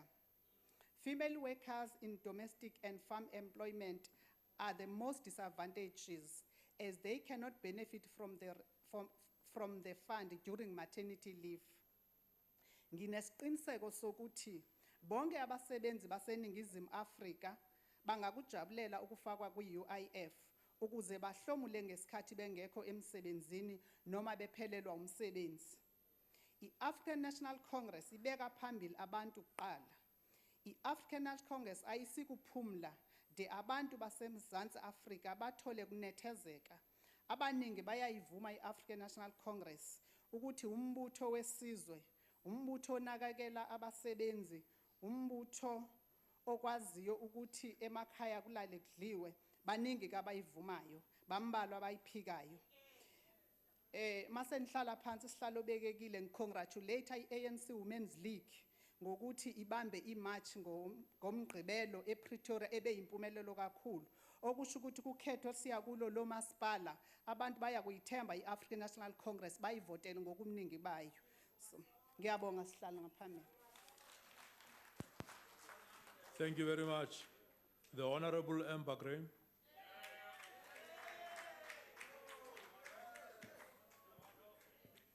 Chairperson, all protocols observed. No man's life, liberty or property is safe while the legislation is in session. Mark Twain. Minister, the domestic workers still can't access workmen's compensation. You've kept an apartheid law alive. We have seen the latest report from the Statistician General that youth unemployment was strongly linked to those who have not completed matric, with 57% without a job compared to 38% unemployed matriculants. We also saw that less than 20% of black Africans between the ages of 25 and 34 are in skilled occupations. Happily, the study found the youth in the Western Cape were unlikely to move to other provinces and that employment was at its best in the Western Cape. We are sitting on a powder keg while the Minister, the Honourable Minister Oliphant, is in Wonderland. With deference to Alice in Wonderland, our Minister, the Queen of Hearts, who is aloof, haughty and arrogant, has not been only absent from some of the major strikes, but has been completely hands-off in the disastrous situation in the compensation fund.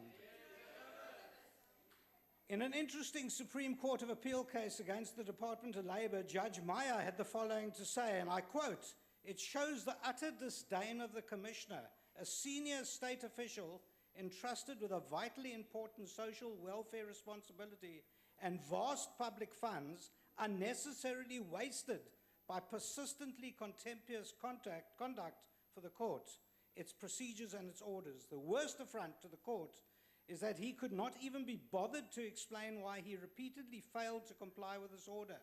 I can only agree with the appellant that the Commissioner's conduct was scandalous and deserving the strictest censure possible. It proved its case warranting the committal to prison beyond a reasonable doubt." That's our Commissioner. If you go down to the woods today, be sure for a big surprise.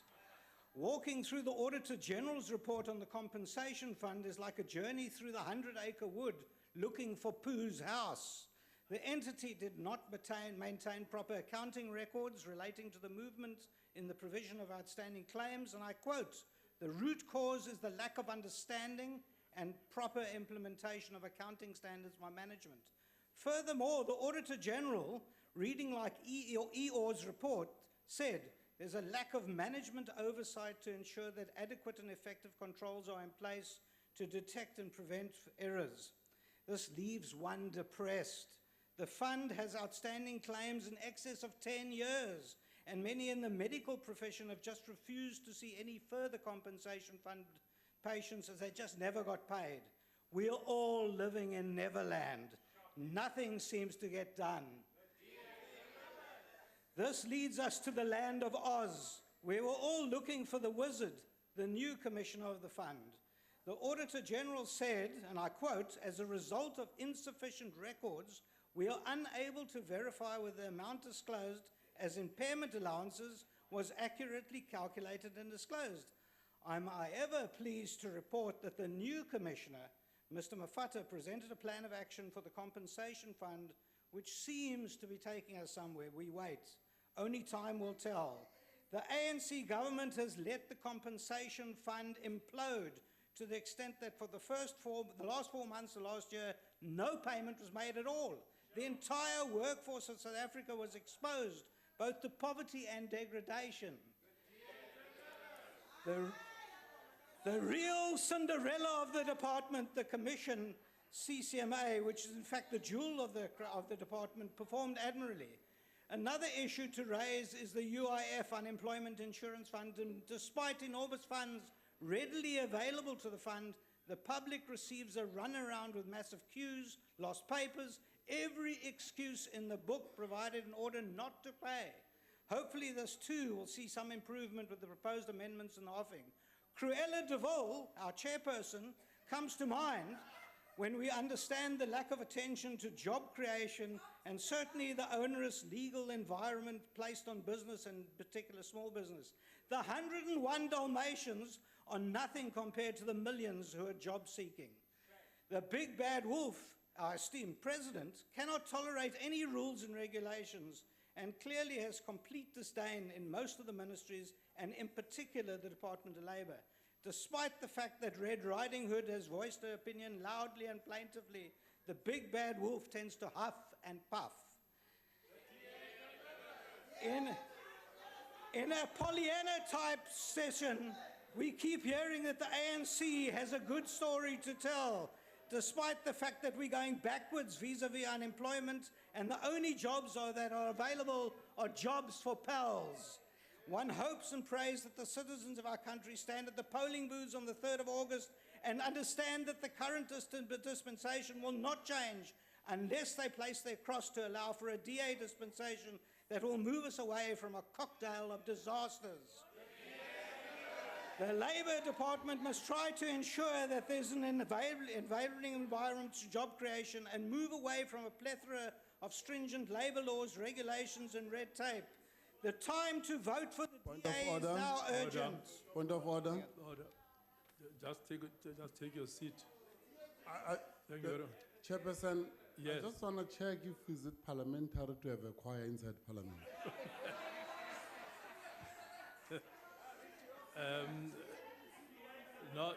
Thanks for the point of order. It is not really parliamentary to have a choir because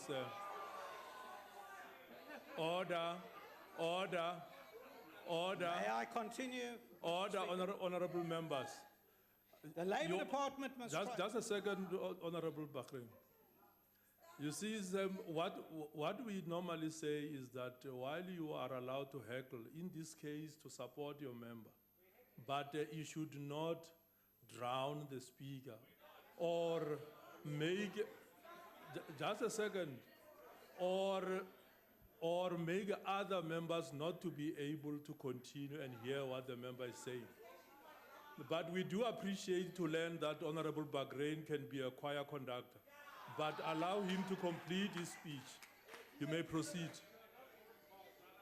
The Labour Department must try to ensure that there's an enabling environment for job creation and must move away from the plethora of stringent labour laws, regulations and red tape. The time to vote for the DA is now urgent, as the only difference between Alice in Wonderland and the ANC is that they're falling down the hill. Thank you very much. Okay, thank you. Can we now call the Honorable F.S. Loliwe?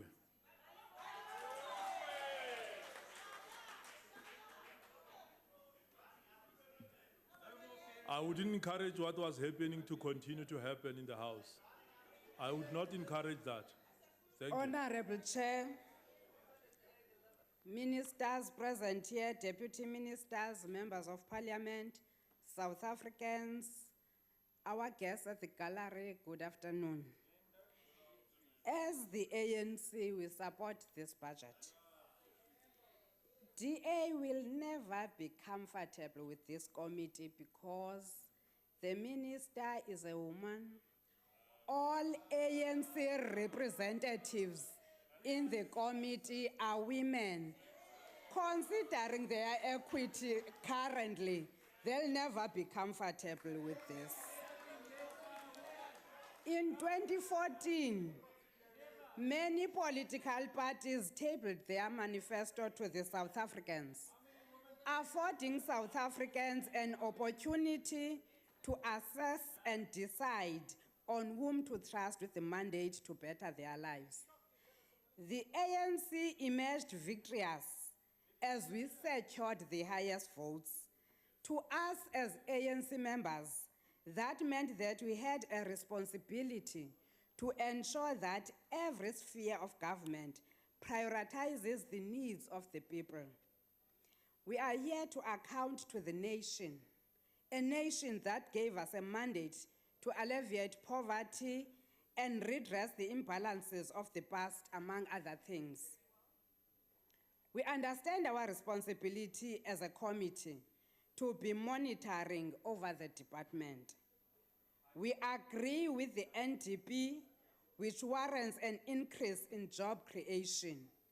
In the same vein, we believe in sustainable jobs.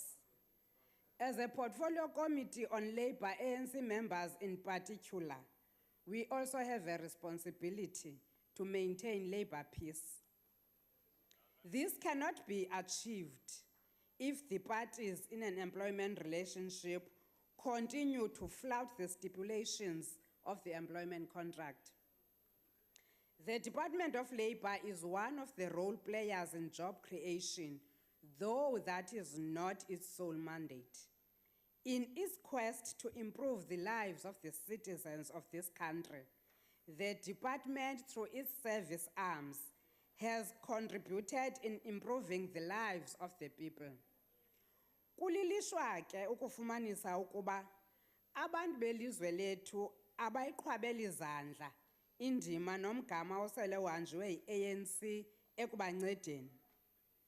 Ibasusa kwimbandezelo.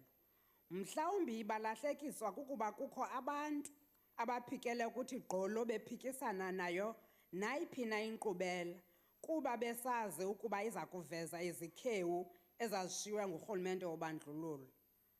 Wena uthe awaziqaphela inkqubo zorhulumente. Nazi ezinye phakathi kwenkumbula yezinto eziluncedo ezixhanyulwa ngabantu kweli lizwe. For instance, as the ANC, we have been consistent in pledging to create jobs and promote job retention. The department strives to achieve this through, among others, Productivity SA. Productivity SA is responsible for improving productivity of the country through providing training to SMEs, cooperatives, managers, professionals, as well as coming with a turnaround strategy and solutions to prevent job losses. Honorable Kubisa, the department has tried to do its fair share in coming up or creating jobs, in that it has capacitated more than 4,800 cooperatives and SMMEs on productivity improvement projects. Our plea is that the institutions that have benefited from this capacity building should ensure that they apply the skills acquired so that their businesses thrive instead of dying. We understand that in cooperatives, membership may change from time to time, but skills should be shared so that they are not lost along the way. The mostly poverty-stricken areas are the rural areas. That's why we encourage Productivity SA to also have offices there. The only challenge with Productivity SA is that they rely more on transfers than on monies generated by them. We call upon all other government departments to utilize the services that are offered by Productivity SA so that they can be self-sufficient. Despite all the challenges facing this entity, it has managed to impact on 6,500 jobs in 2015-16. The other arm that is utilized by the department is Compensation Fund. As the ANC, we respect and value workers because we understand them to play a pivotal role in the economy of the country. We support the pieces of legislation which are in place as a safety valve should a need arise, warranting the compensation of workers. As we are to talk about Compensation Fund, I want to draw your attention to what Lao Tzu once said, I quote, "Be careful what you water your dreams. Water them with worry and fear, and you will produce weeds that choke the life from your dream. Water them with optimism and solutions, and you will cultivate success. Always be on the lookout for ways to turn a problem into an opportunity." I'm raising this because when Compensation Fund was under serious challenges, there were those who were prophets of doom that were saying Compensation Fund will never recover. But currently, they have come up with an action plan that is going to make sure that they impact positively Yes, we agree. For some time, they have not been performing well, but we exerted pressure on them collectively as a committee, and they have come with the action plan, which we want it to be implemented to the latter. Coming now to the people who were here, thank you, Minister, for indicating that defaulting employees are going to get a penalty. Because we want conditions of service of all employees, including the ones in the vulnerable sectors, to improve. So what we would like to emphasize as a committee is that more inspectors should be employed. My friend, Honorable Ollis, you are saying Nedlac corruption case is handed over to the public protector. Why is it that everything these days is taken to the public protector? Are you not having enough argument in the committee so that you can raise your issues there? Why are you quickly running to the public protector? For the information of South Africans, Order. the chairperson never refused that the minister should come to the committee. We have agreed as a committee that when a proper opportunity is created, we are going to invite the minister. Why is Honorable Ollis only focuses on the issues taking place at Nedlac? We visited farmers in Mpumalanga. After our visit as the portfolio committee, about 300 workers were dismissed at Mbaba farm. That was a white farmer that dismissed those workers. He did not remember to mention that sometimes there are employers who undermine even the oversight done by Parliament.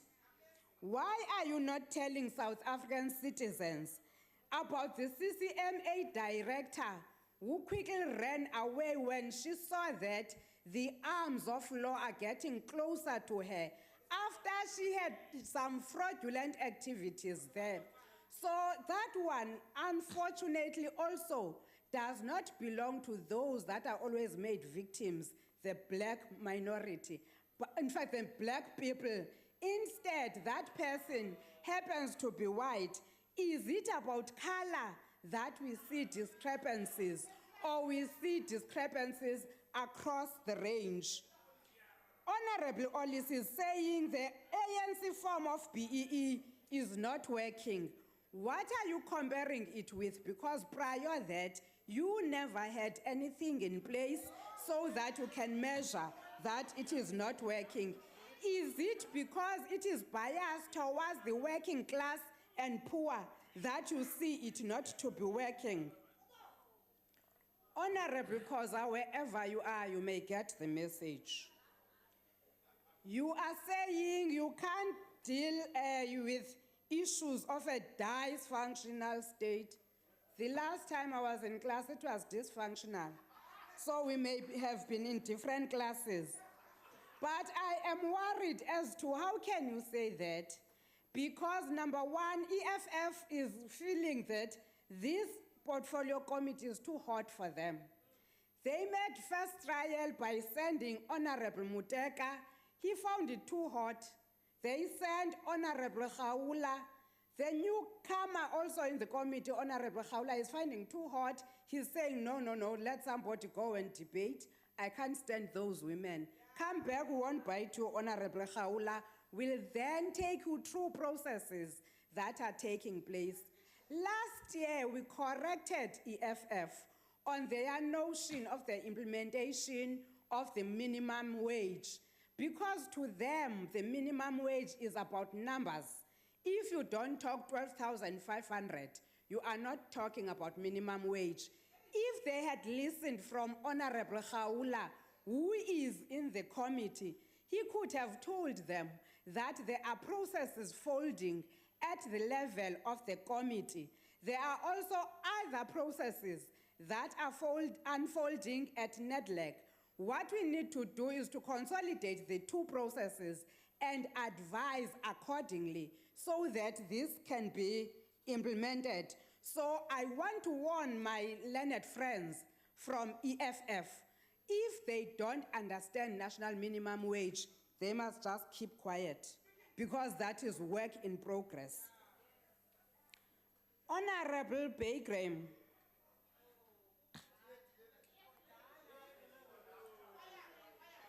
you are quoting progress in the Western Cape. Is that including youth from Khayelitsha and Nyanga?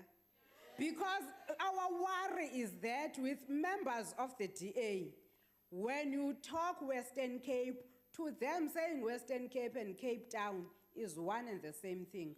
Go to our rural areas and see how our youth are finding it difficult to get employed. What are you doing about those? And also, as a lawyer, are you crying foul because you are usually employed so that you can stand in for those people and benefit from the monies of the department? And if the department is not doing that, you don't benefit.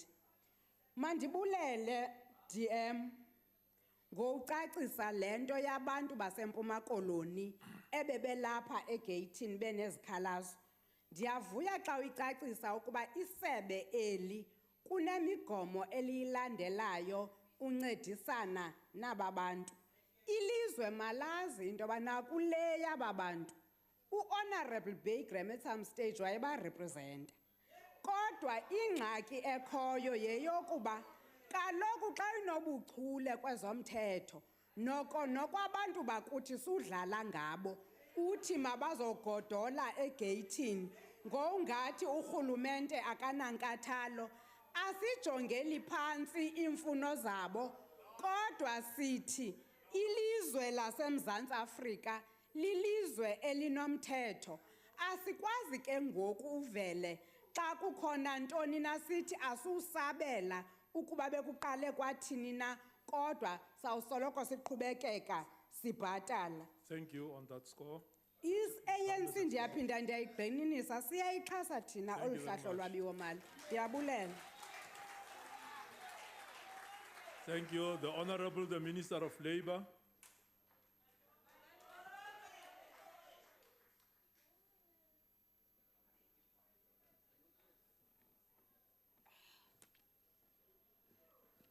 Ngiyabonga sihlalo.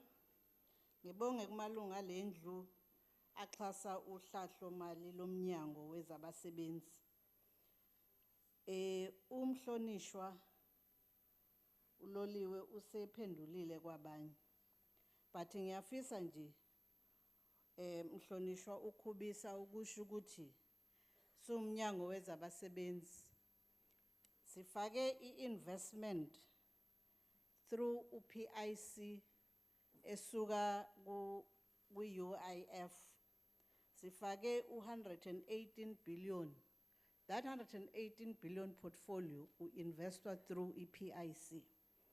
And secondly, compensation fund as well, ifake 52 billion ku PIC as an investment portfolio. And also we have put in 5 billion with IDC from EUIF as well. So ngiyafisa ukusho ukuthi su umnyango wezabasebenzi sinalo iqhaza silibambile ekuthuthukiseni umnotho wala eSouth Africa. Ngiyafisa ke ukuthi kumhlonishwa uBahrain. Kuyacaca ukuthi uhlala esezinzulwini zobusuku ngisho ilanga libhadla. Ngoba uyahamba ekomidini. Afike ezwe komidini avumelane asupporte ukuthi umnyango uyasebenza. Kodwa masekula cha. Hayi umnyango awusasebenzi. Okwesibili akezwanga nanokuthi ngesikhathi ngithi kunomchibiyelo kunesichibiyelo esisenzayo ngokohlu lwekhoida ukuthi sifake abasebenzi basezindlini kusho ukuthi ubesabhadla ezinzulwini zobusuku. Mhlawumbe kufanele ngimkhumbuze ukuthi abenza ukuthi abasebenzi bangabhekwa ngeso elilodwa into eyenziwa oyisemkhulu noninakhulu akasukuza ke la azothi uANC wethu osebenzayo awubacabangela abantu. Ngebhadi ke malunga ahloniphekile. Okwesibili ngiyafisa futhi ukusho ukuthi mayilapha ekomidini cha akezwe mhlambe kusuke kunama problems ngoba ukhomishane kanye nomqondisi jikelele womnyango. Honorable Minister, just take a seat. Chairperson, I just need to check with you the translation because the translation said, the minister said, maybe the honorable member is deaf because he's not hearing in the committee. So, but that was the translation. So I just need the clarity from the minister, if that is what she said. Yeah, it is going to be a little bit difficult because we haven't had the translation as you are speaking, and it is going to be difficult for us to actually make a ruling on that, and the weaknesses of the translation, I think it's going to be a problem. Maybe we can ask the table to actually maybe inquire on that and just verify. Can we then in the meantime allow the minister to proceed? Yes, I am. We'll come back. I am. Just take your seat, honorable member. Ngiyabonga sihlalo. Ngithe umqondisi womnyango kanye no-commission bachaza ukuthi lo commission abekhuluma ngaye ngenxa yokuthi kwakunezinkinga zokuthi lapha emnyangweni kungasebenzeki wasuswa indlela ukhongolo sasebenza ngayo uyakunikeza ithuba lokuthi ukhombise ukuthi uyakwazi ukuqhubeka nomsebenzi uma kunama challenges uyakususa kubeka eceleni. Uma ngabe structure umhlonishwe sazi kahle sichaziwe ekomidini ukuthi sekwenzakalani. But ke ngiyafisa futhi ukusho ukuthi kumhlonishwa uOlis uyilunga elihloniphekile lalendlu. Ngiyacela ukuthi ke akayeke ukuzenza unontanda kubukwa kuhle kwesakabuli. Ukuthi njalo afike esho izinto azi kahle ukuthi sezihambe zafikaphi. Engam advisor ngakho ukuthi akakathatha ama reports eNetwork from 2009 up until 2013 athathe i-report ka Auditor General from 2009 up until 2013 abese bheka ukuthi kungani kube nalento akhuluma ngayo. Uma sithi report sithathile sayinikezela emapoliseni ukuthi amapolisa akwazi uku-investigate uma kunesidingo sokuthi abophe. Okunye yilokho ukuthi i-issue ye-extension of collective bargaining agreements to non-parties, i-part ye-Labour Relations Act that gives powers to the minister to decide whether we are extended depending on the report from the bargaining council. Unfortunately, kungenza ukuthi kabahlonishwa bay understand ukuthi collective bargaining agreements ihamba kanjani. Mhlambe kofuneka ukuthi ke sihlalo wekomiti ukucele nje ukuthi sizosho ukuthi lama collective bargaining agreements ahamba kanjani, size nane secretariat collective bargaining. Senzela ukusiza nina amalunga ahloniphekile ngoba akuzukunisiza ukuthi nihlale nidukuza oswini. Fanele niphumele ngaphandle ukuze nazi ukuthi kwenzakalani. Ngiyafisa ke futhi ukusho ukuthi kumalunga ahloniphekile akube ukuthi masiqeda la ngiyawacela ngokuzithoba angezi azothi kimi ayaxolisa abesho lento ngoba ephoqwe isimo ngoba ekomidini nifike navuma okunye masenila senikhuluma okunye. Siyazi ukuthi nihlale nikwenza minyaka yonke bese nigijima nizothi siyaxolisa besipheqwe isimo. Ngiyawabonga wonke amalunga ahloniphekile ukuthi asisupport. But ngiyafisa futhi ukwengezela kulaba former basebenzi abangaphandle kokushiwo usekela mphathiswa ukuthi into esicubungulayo manje sicubungula ukuthi kwi-provident fund yabo eyayi-administrishwa uSanlam ngabe kwakunesidingo yini sokuthi bakhokhele unemployment insurance, because if ungaphansi kwe-provident fund, particularly administration ama-financial institution, nanokuthi babe sebenza ngaphansi kukahulumeni, abantu bakahulumeni babe nga-contribute kwi-unemployment insurance fund. Angibonge sihlalo namalungu ahloniphekile. Thank you very much. Point of order. I just, Speak, Chair. yes, Chairperson. I understand, yeah. I did not want to disturb the minister when she was on the floor. The issue that I want to raise is that after 350 years of colonialism and apartheid, our colleagues can't even hardly understand the language, Thank you very either Zulu or Sotho. Thank you very much. Thank you very much. It's not a point of order. It's not a point of order. Thank you very much. Honorable member, I just wanted to also just clarify what I tried to say is that it depends on the persons that are making the interpretation to make a choice of ways to use to actually interpret what is being said here. And I really don't have the power and the authority to actually assess the veracity of the word that is being used to try and interpret what has been said in vernacular. And I'll really plead that that is the ruling. Thank you very much. Chairperson, I really take exception to that member. We have 11 official languages. Just a second. Chair, Okay, and just that is hold the on. way that the ANC Just hold government on. is going to Just treat hold on, people that honorable know member. all the languages. I'm very sorry for Honorable you. member. Honorable member. Order. Order. Order, honorable members. I have ruled him out of order that it is not a point of order what he has said. I think he should have been very happy with that. Honorable members, can I then thank the Ministry and the Portfolio Committee for participating in this debate? Can I also thank the honorable members and the guests for supporting this debate? Members are reminded that the debate on transport budget vote will take place at 16:15 in this chamber, and the debate on arts and culture budget vote will take place at 16:15 in the old assembly chamber. That concludes the debate and the business of this extended public committee. The committee will now rise.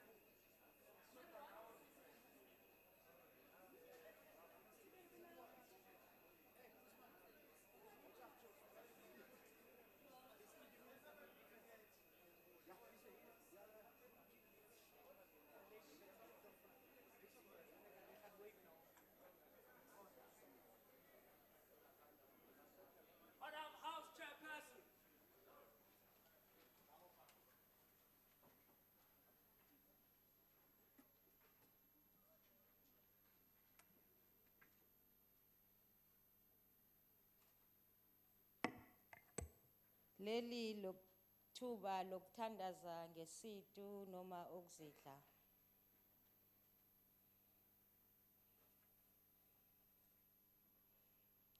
Sithokoze singahlala phansi.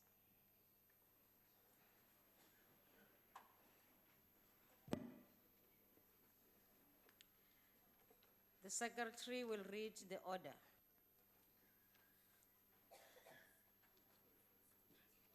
Debate on vote number 35, Transport Appropriation Bill. I will now invite the Minister of Transport, Honorable Peters, to open the debate.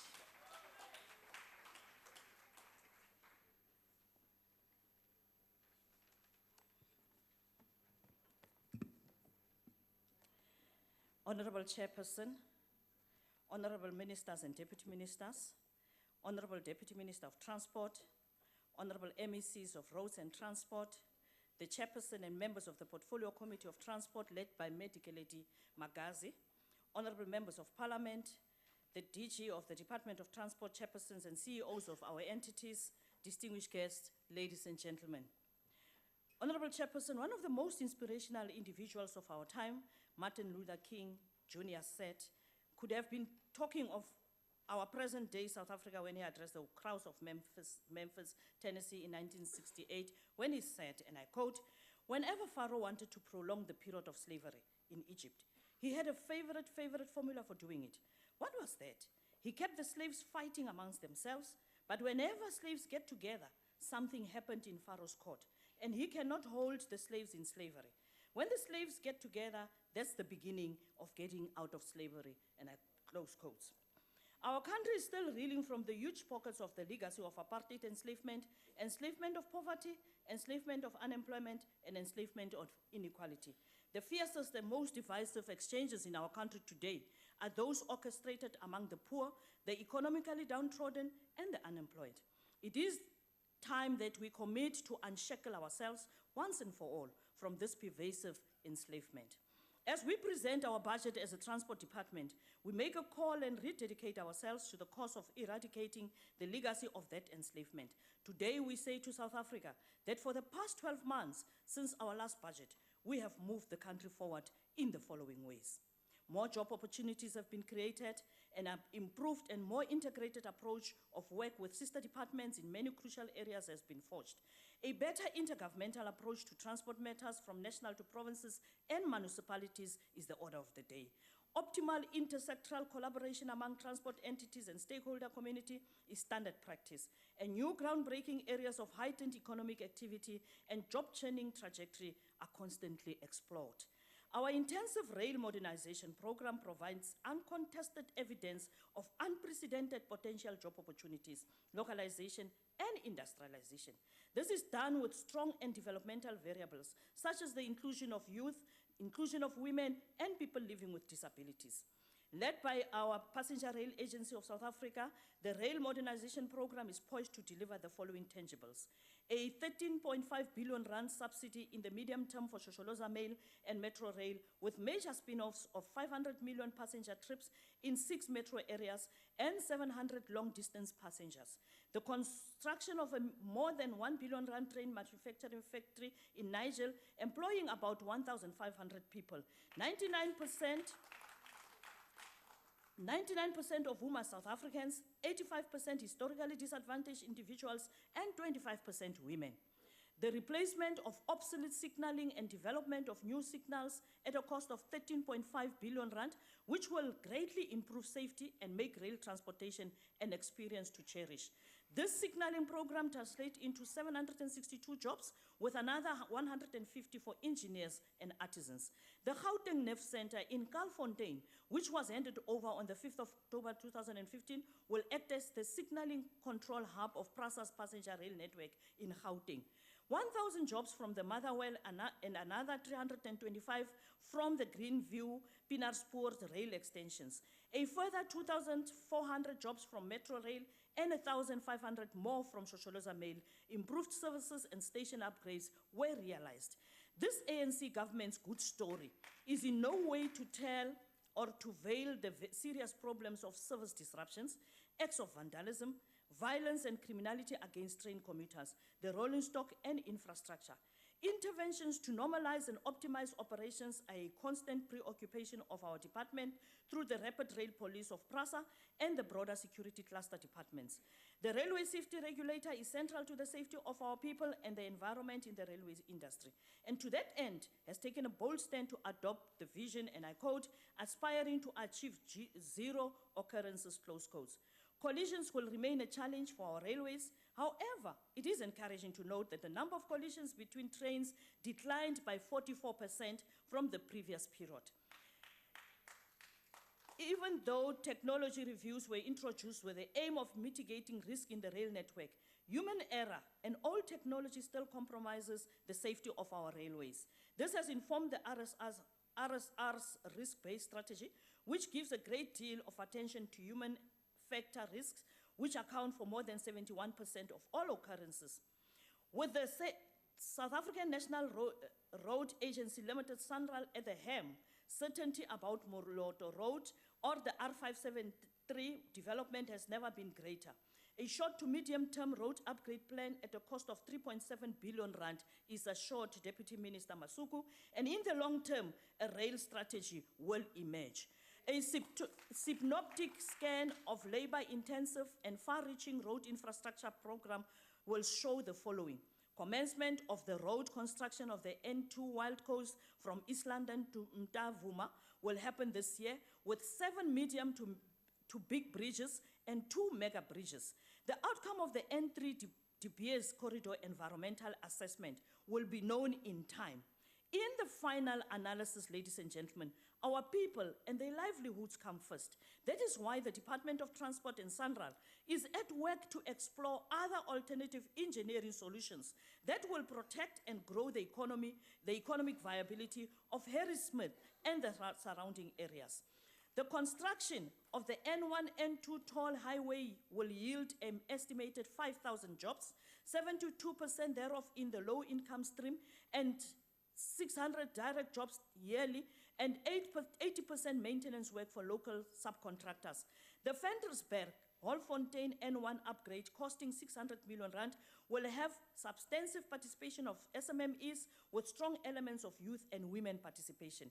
The rehabilitation of the N1 Holfontein to Kroonstad interchange is set at a cost of 560 million rand for completion in February 2018. A 422 million Umdloti Tongat interchange has thus been completed, having employed 334 locals at 46.5 million rand. It trained 90 locals at 117 million rand and given opportunities to 12 black-owned SMMEs to the value of 53 million rand. Honorable members, we happen to be on an unstoppable warpath of service delivery. Our departments at both national and provincial level have become war rooms of good story.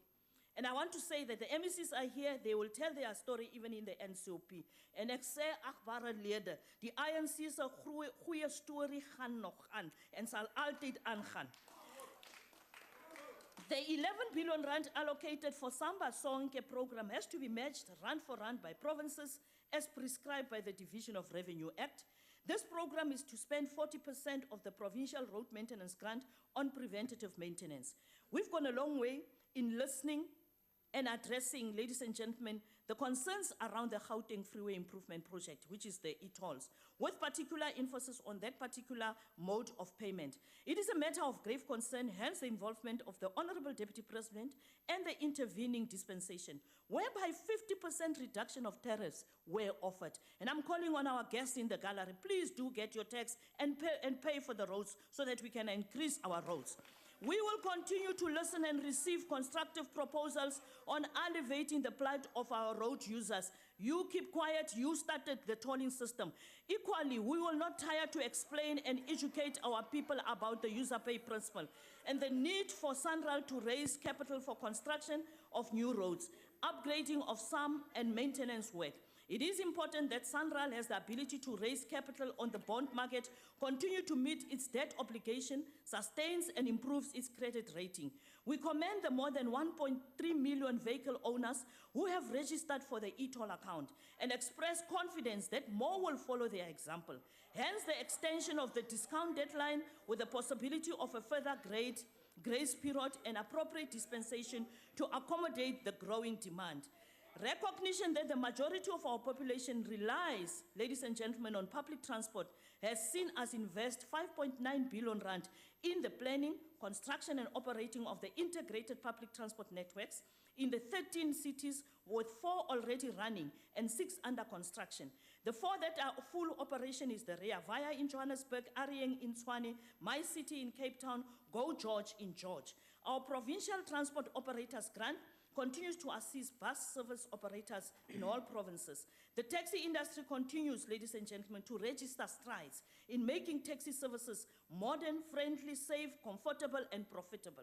We are witness to the South African National Taxi Association's cashless smart card payment within the framework of accelerated public transport turnaround strategy and the review of the taxi recapitalization. We will ensure the role of the Transport Charter Council is encapsulated in empowering the industry, which is the taxi industry, across the entire value chain. The driver skills improvement program like Operations Ndlelantle and Operation Kokomela, the road safety campaigns and other incentive schemes that the taxi industry have, all instill confidence and positions the industry well in the black economic empowerment space. With the National Learner Transport Policy now firmly in place and areas of responsibility clearly demarcated between the Department of Transport and the Department of Basic Education, we can celebrate the fruits of the hard work invested in getting us to this point. We are happy that provinces too have taken a thumbs up to the policy, an example of sound intergovernmental collaboration. Another example similar to this is the evolving review of the Rural Transport Strategy. The pending National Land Transport Amendment Bill, the National Transport Master Plan, and the Single Transport Economic Regulator Bill, all of which will see the light of day in this financial year. The multiple victimization of road accident casualties and their families is about to see its last race of a very long day. The Road Accident Fund is about to be phased out and replaced with the Road Accident Benefit Scheme. And I want to say to honorable members, this is one way of ensuring that the poorest of the poor are covered, especially those who are victims of road crashes. Benefits will move away from costly administration, unscrupulous legal practitioners who rip our people off, and the shady intermediaries to the end beneficiaries. We have registered irreversible progress towards introduction of the RAPs. And I want to appeal to the members of the House to make it possible that when this bill comes to the House, it is expedited so that our people can start benefiting from the fuel levy that many of our motorists are paying. As signatories to the United Nations Decade on Road Safety, our lead agency, the RTMC, is rolling out the following number of interventions to reduce the carnage on our roads and to curb other related corrosive malpractices. The National Road Safety Strategy, the National Traffic Officers Training Program, the harmonization of traffic law enforcement, and the anti-corruption program. Once traffic law enforcement has been declared an essential service, traffic officers will be on our roads for 24 hours a day, 7 days a week. Through the RTMC-led peak season campaigns, we seem to be at the crack of dawn in the reduction of fatalities. This visual success is still nascent and fickle, but we hope it will not be a false dawn. As we always say, one death on our roads is one death too many. While massive efforts goes into peak seasons, low seasons threaten to wipe off from the board gains achieved in peak seasons. An example is what we experienced during the Freedom Day, May Day long weekend as compared to the Easter period. We have taken road safety to greater heights and have called on the young people of our country to commit and live by those commitments on road safety. From Friday, the 6th of May, we have started in Limpopo a series of provincial youth summits on road safety. This will take place in all provinces, culminating in a national youth summit on road safety in June, when all these provincial commitments will be consolidated into a national program, to which our entire youth population will pledge adherence. With the majority of road fatalities being young people, the youth of South Africa today are emulating the gallant generation of 1976 by declaring that, and I quote, nothing about us without us, close quotes. This progressive youth formation extended their hand to government and started a social media movement called #BeingSafeIsCool. In the spirit of the 40th year of commemorating June 16, it is encouraging to see young people displaying such activism. The RTMC is winning the battle to wrangle the electronic National Traffic Information System, which we call the INATIS, from private hands to state control, where it belongs. With some success in Johannesburg and Tshwane of the pilot project on the RTO, ladies and gentlemen, the Road Traffic Infringement Authority is poised to do a national rollout of this project. We are appealing to the Portfolio Committee to expedite the processing of this amendment, which will see the introduction of the demerit system whereby infringers stand to be arrested and even lose their driver's license. The RTA is coming up with a program on driver rehabilitation schools and the 1 million signature campaign to have an officially declared National Road Safety Prayer Day.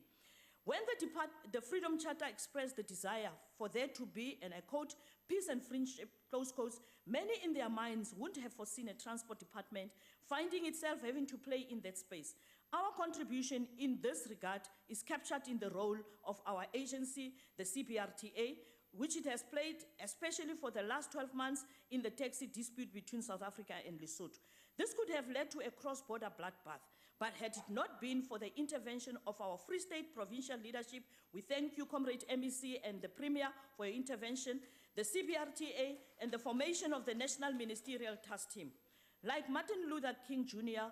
would have said, our taxi operators in South Africa and Lesotho no longer had, and I quote, a choice between violence and non-violence, close quotes, but a choice between, and I quote again, non-violence and non-existence, close quotes.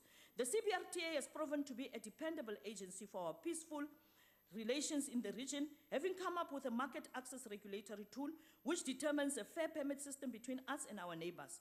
Honorable members, our airspace industry is a leader. It is vibrant, proactive, exemplary, and inspirational.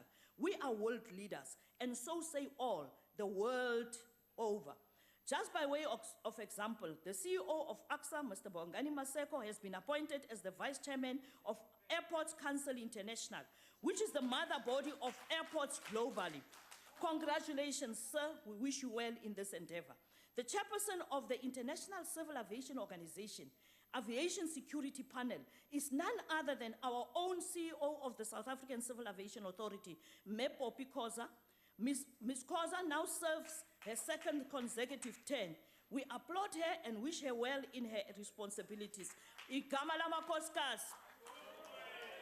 Was such a vastly talented CEO and a team as knowledgeable and dedicated as hers, our compliance to the ICAO prescriptions on safety and security remain the envy of many civil aviation authorities around the globe. We have joined the international trend in transforming the understanding and uses of airports from being a mere entry and exit passenger goods points to being airport cities known as aerotropolis. Relationship with our continent and regional blocs such as BRICS remains one of our apex international drives and is spearheaded by Airports Company of South Africa.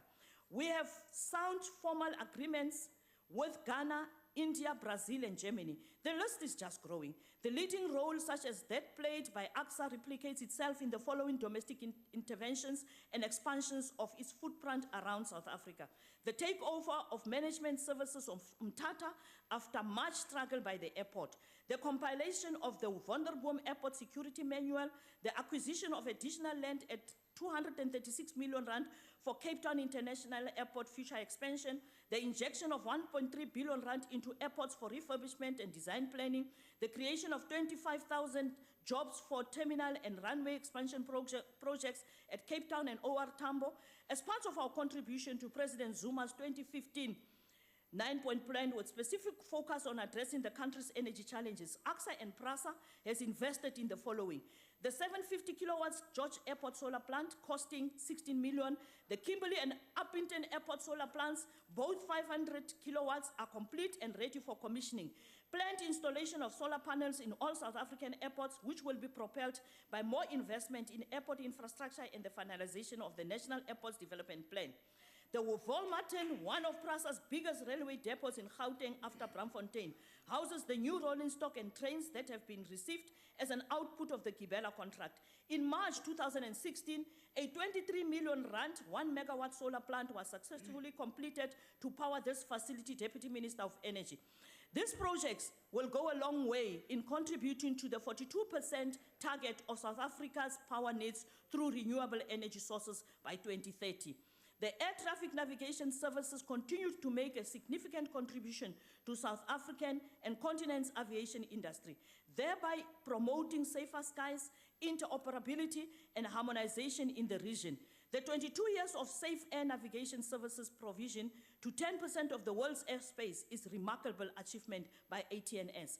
ATNS has also adopted the promotion of mathematics and physical science as its flagship project, aimed at increasing the pool which can be attracted and trained as the air traffic controllers. The organization has, since its inception in 1993, renewed the majority of the national communication, navigation, surveillance, and air traffic management infrastructure. Ladies and gentlemen, fellow South Africans, in the last 2 years, the country increased its focus on the opportunities on our more than 3,000 kilometers of coastline and provide when Operation Pakisa was launched. This then called for the DOT and other departments to align strategic, legislative, policy, and Honourable regulatory Minister. frameworks. This was done both for governance and economic reasons. Honorable Minister, A little bit more. we're gonna take, I can allow you, provided you allow us to take the minutes from you. Are you okay? Thank you. Thank you very much. Sebuledi se se latelang e tla ba modulasetulo wa komiti, Mohlomphehi Makazi.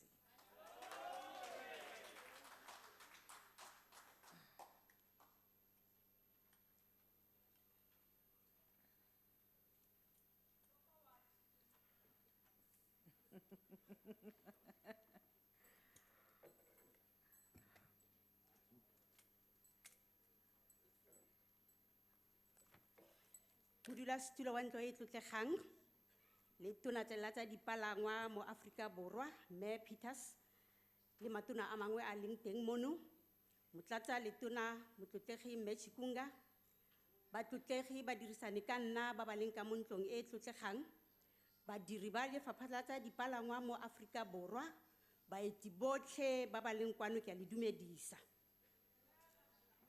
Order, honorable members.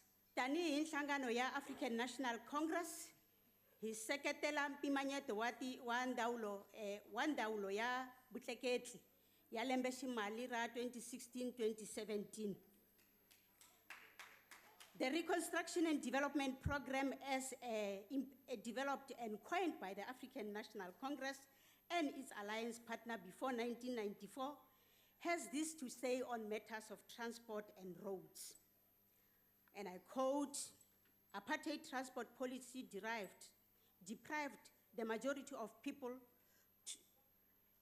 a say in transport matters and has led to the payment of huge travel subsidies, exposed commuters to vast walking distances and insecure rail travel, failed to regulate Kumbi taxis industry adequately, largely ignored the country's road safety records, paid little attention to the environmental impact of transport projects, and facilitated transport decision-making bodies unforced, unaccountable, and bureaucratic.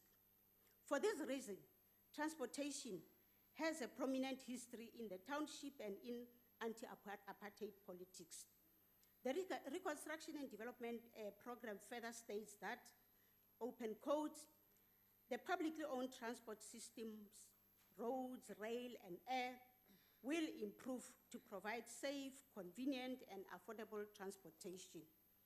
This is what was said before 1994.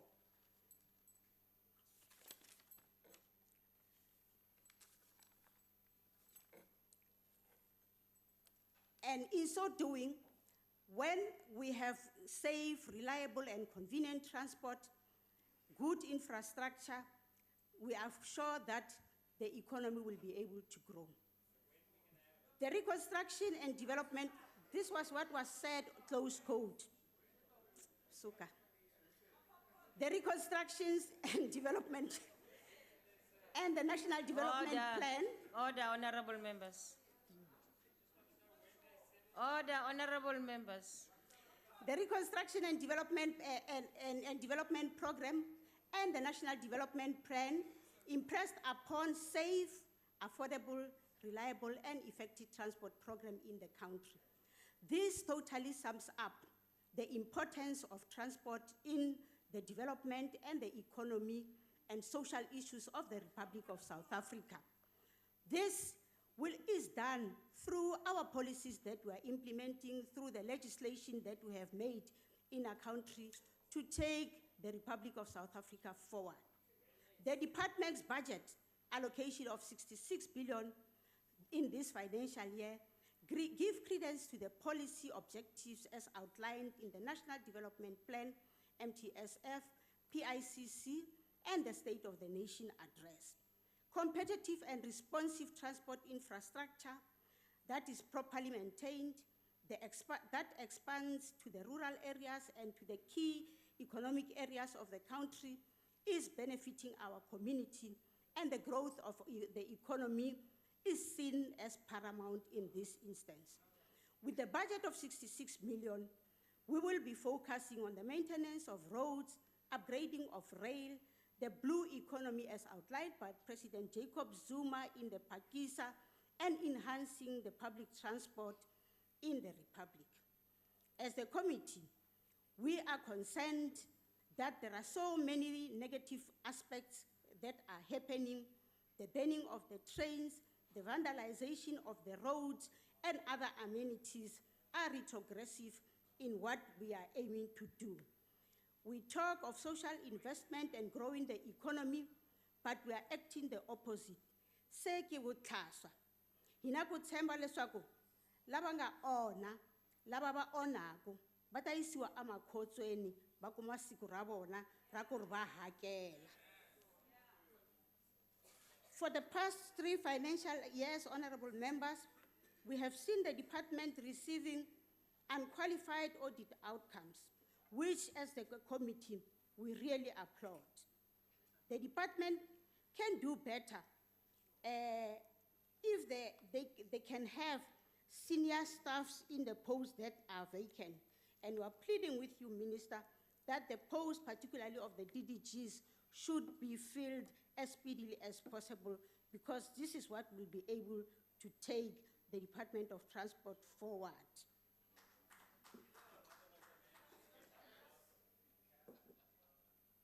We are also aware that the more the departments is properly the more the posts are properly filled, the more the department will be able to work, the more it will be able to assist the state-owned enterprises that are found wanting, that are lacking in some matters which have been raised by the Auditor General. The committee has raised some of these matters during the oversight visit to some of these state-owned enterprises, and we believe that the department will take cognizance of that. We also believe that until the administration UA program is able to intervene and assist, these challenges will never go away. So we urge the administration program to intervene in most of these issues that we have raised, as these are administrative matters. Honorable members, the committee wish to see more research and development being undertaken by the Department of Transport. The more we come with innovative ideas, the better we will be, the more we will be able to look into Africa with very good intervention programs. We are also concerned that this program, which is in charge of innovation, research and development policy, is lagging behind.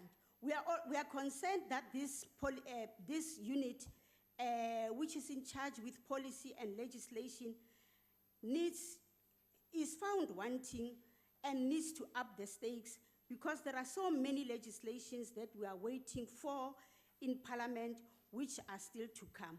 I can give an example that since 2014-15, we have been waiting for a RAPS bill to come to Parliament, and I can mention most of the bills that we have been waiting for, and we are looking forward that they jack up and be able to bring those legislations to Parliament.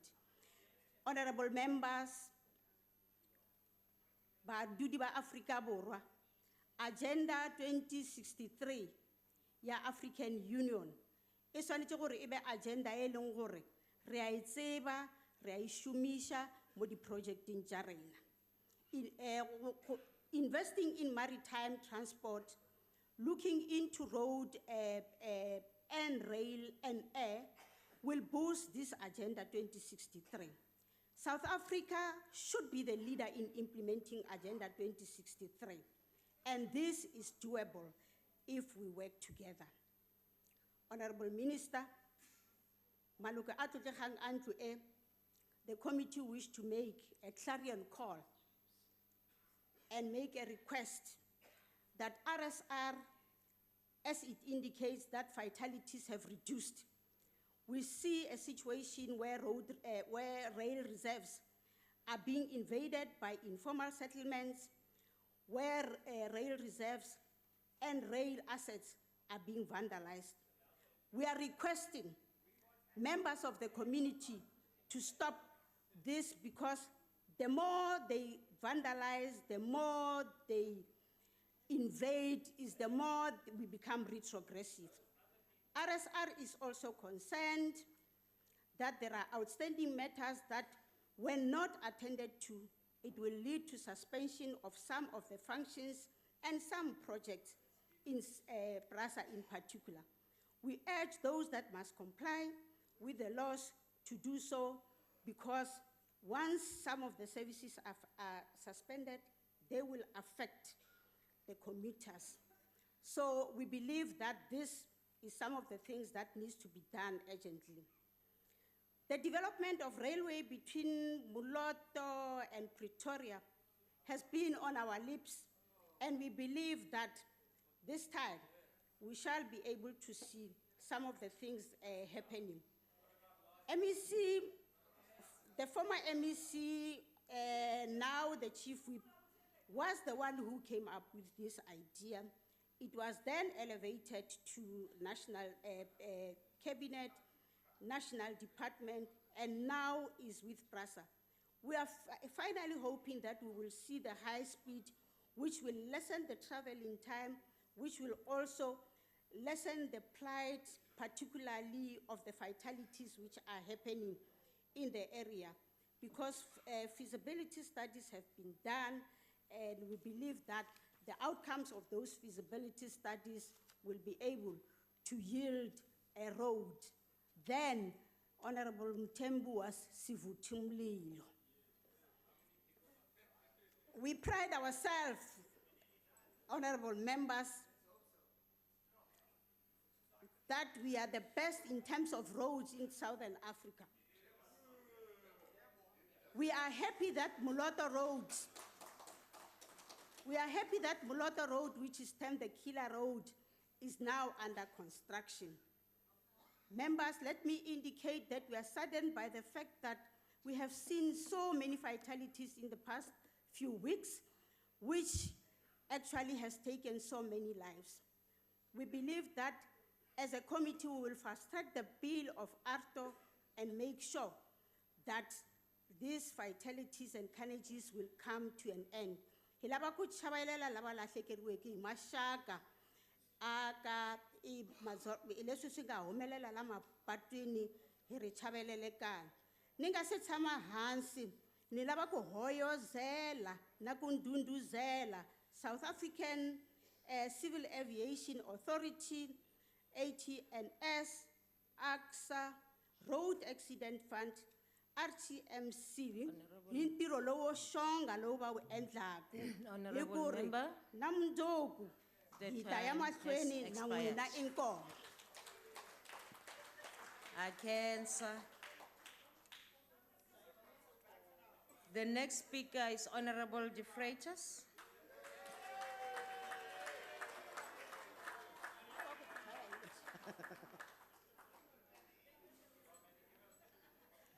Achtbare voorsitter, the Democratic Alliance has and always been supportive of initiatives that will get South Africa moving, literally and figuratively. Transport is the one sector that can in real terms negate apartheid spatial planning, as it can bring people closer from their place of work to their home. A project that's not meeting this objective is the e-tolls that the Minister mentioned. This project continues to be unanimously rejected by the public, despite SANRAL spending millions on intimidating Gautengers to pay their e-toll bills. Gauteng motorists will simply not be intimidating to doing so. Minister, isn't it time that either this project be financed differently or scrapped altogether? You confirmed a few minutes ago that the e-tolls are here to stay and that you will continue to sit on your hands ignoring the plight of Gauteng motorists. Instead, I will be tabling a private member's bill shortly in this regard. Watch this space. In October last year, the Minister hosted a NatMap colloquium. In order for this plan to work, it's vital that all transport entities align their strategies and planning around this plan. Indeed, replies I received from the Minister in March this year to questions I posed reinforced this. However, follow-up replies that I received the next month indicated that not all entities are working towards this plan. In fact, some entities disassociate themselves completely with NatMap 2050 altogether. Already, it appears that the wheels are starting to fall off.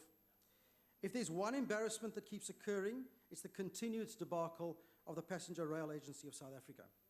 Just like a bad soap opera, where the PRASA plot keeps thickening daily. From shady deals to vendettas, it simply doesn't stop. PRASA imported 13 brand new trains, the value of 600 million, which would be found to be too tall for the country's rail network. And now it's alleged that the trains are also not linguistically compatible.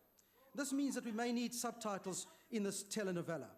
This forms part of a full contract of 70 locomotives to the tune of 3.5 billion. Now, last year when I received leaked verbal information about the incorrect dimensioned locomotives, I specifically asked the Minister about this. Just like a bad villain pretending to be good in a soapie, her response to my question, it was question 1344, categorically stated, and these are her answers that I quote, the new locomotives are within the required scale and within the required dimension, and that thus there's no need to take any further steps. Dramatically, in a later episode, or a few months later, it was shown that the new locomotives are indeed incorrect in dimension. Documents and stakeholders, such as the chairman of the board of PRASA, confirmed that the dimensions of the locomotives are indeed incorrect. This leaves us with a cliffhanger of unanswered questions. If the Minister was aware of this, then she misled Parliament. If she was not aware of this, it confirms that she's so removed from her portfolio that she was not even aware of this discrepancy. Either way, this is an indictment on the Minister and her department. Now, the development of rail in particular has the capability to move our people en masse efficiently, effectively, and safely. Economically, rail is the one leap in transport that can be done affordably in the long term. Instead of grabbing this opportunity with both hands, the opportunities continues to be lost by PRASA as people in dilapidated trains continue to suffer daily in them. Within this rail soap opera, another ongoing rivalry continues between two main characters, PRASA and Transnet. Their tug-of-war shows no sign of abating as both entities in different ministries use the same assets. Despite all this happening, the Minister, our lead character in this drama, is missing without action. But the soap opera doesn't stop there. PRASA broke the law by allowing passengers on their new Afro 4000 locomotives without meeting the safety regulators' requirements. In addition, the Public Protector's report into PRASA stated that it was National Treasury that should conduct investigations into PRASA for contracts above 10 million rand. Yet, it's PRASA that is conducting these investigations. This makes PRASA both player and referee. What will happen in the next episode? South Africa awaits with bated breath on the soap opera. The Minister admitted in replies to questions I posed recently that in the last financial years, the Department of Transport and entities had wasted, listen to this, over 62 million rand on officials who were suspended with full pay. How can this be allowed? How can officials be suspended for as long as 24 months? The replies that the Minister kindly provided also reflected a few other interesting facts. That well-managed entities, such as SANRAL, had spent nothing on officials not working, while sadly wanting entities such as PRASA had spent an astronomical 37 million rand on 2,575 officials that did not do a stitch of work. Whilst employees have the right to be suspended on full pay, the problem is the length of time it takes for justice to take its course, which results in this wasteful expenditure. And we are faced with a gross shortage of jobs. It's beyond reason that the DOT and its entities can act so recklessly with taxpayers' money, and they have done so with impunity. Public officials need to be held accountable for negligence. We all agree that the current road safety record is unacceptable. Thousands continue to die every month, yet the same strategies that do not yield positive results continue to be used. When I made positive suggestions in the committee, representatives of the RTMC instead attempted to ridicule me by stating that I don't understand the issues. The monthly road death statistics clearly reflect that it's the RTMC that don't understand how to improve the road safety situation. International experience shows us that countries that have successfully tackled road safety have developed strategies based on properly collected analysis and data. In South Africa, such data has not been collated since 1998. Until proper internationally tried and tested road safety strategies are implemented, the road carnage and deaths will not abate. Why are these strategies not being implemented instead of using the same tired-old strategies that are proven not to work year in and year out? The solution is not the establishment of yet more panels and forums, as you mentioned, as this will only delay implementing our road safety strategies that is so desperately needed today on our roads. Minister, we are supportive of you fulfilling your mandate and are here to assist in whatever way possible. However, Minister, you actually need to be present and demonstrate leadership by addressing the numerous transport issues that we face on a daily basis. I thank you. Thank you very much.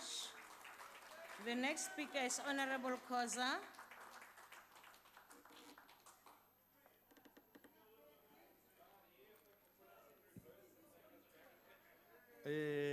Slalo, the EFF rejects this budget vote and condemns the people of Gauteng for rejecting the e-toll system as a matter of principle.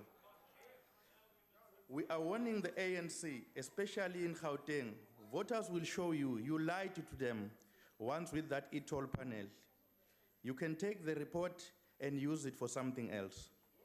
When the EFF takes over the city of Johannesburg, Egoruleni, and Tshwane municipality, we will make it our top priority to see to it that all the countries are removed and no one owes Sandral a cent. Minister, you must not think people have forgotten. People still want to know how much has Sandral recovered from all the billions stolen by construction companies. We want to see you, Minister, putting the same amount of energy and importance you placed on forcing people to pay e-tolls.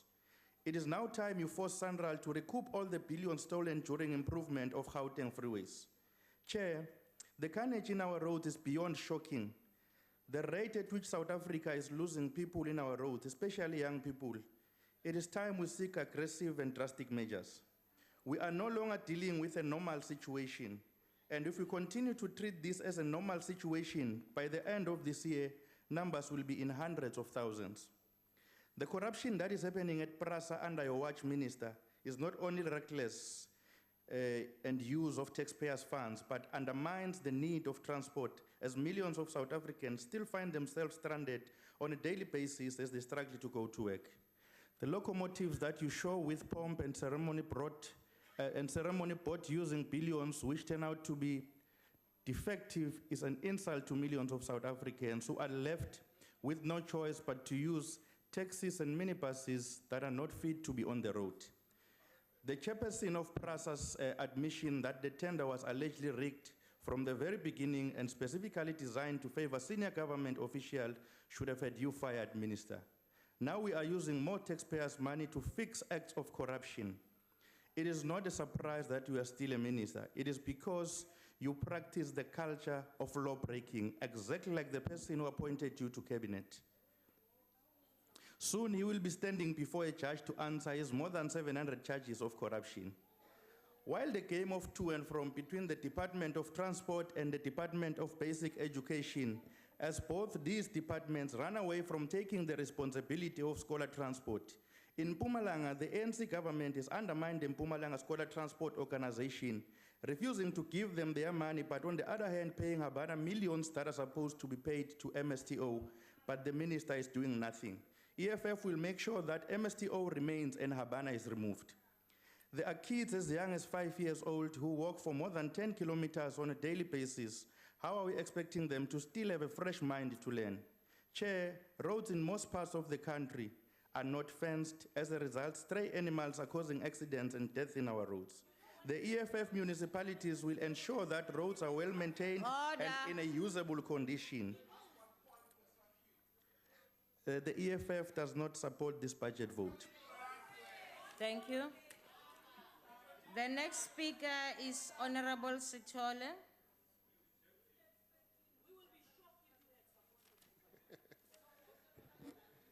Honorable House Chair, at the outset, allow me to extend the heartfelt condolences of the IFP to the many families and friends of those who have recently lost their lives on our roads. Daily we hear of honor accidents occurred throughout all our provinces. Our roads must be made safer. Transport infrastructure in South Africa remains at critical levels. Many of our roads are in a state of poor disrepair. This not only poses a great safety threat to our road users, but also causes additionally unnecessary damage to vehicles. Road accidents remain of serious concern. We again call for zero tolerance on those caught drinking and driving, and for greater and more visible policing on our roads. And our roads, vehicles are death-trapped and accident waiting to happen. Public transport has been a number of fatal accidents this year already. Overcrowding in taxis, buses, drivers failing asleep at the wheel, on the wheels, and be recklessly negligent have resulted in a large number of unnecessary deaths. There should be greater and more stringent regulation in respect of public transport, and those found guilty of reckless and negligent action should receive the harshest criminal sanctions. E-tolls are hurting and helping our economy and citizens. We are already witnessing exorbitant increases in prices of goods and foodstuff as business begin passing on the higher cost of transport to the consumers. In Johannesburg, a loaf of bread will now cost more than 15 rand. Watch the space, Honorable Chairperson. The ANC is about to fail horribly on e-tolls come August 3. While the IFP does not support the principle of user pay, we do not support the manner in which this system is being conducted. People are receiving account for thousands of rands and being treated with legal action for non-payment. E-tolls should be on a user pay cash base, as the case currently in KwaZulu-Natal and other provinces. Another point of contention is large outflow of e-tolls or revenues to companies overseas. This money, at the very least, significant portion of it should be channeled back into domestic roads and transport infrastructure projects. Tax permits are still not being issued by municipalities because they are competing for the same municipality bus routes that the taxis are using. This is unfair competition by the municipalities. What remedy does the department have to assist tax in obtaining permits? Plaza remains a hit and miss affair with a long history of bad management, decision affecting his business operations and acquisition. How Plaza chairperson, Mr. Popomlifi, has managed to escape disciplinary action is beyond me. When is he going to answer for the train smash that is Plaza? Is this man untouchable? What steps have been taken against him?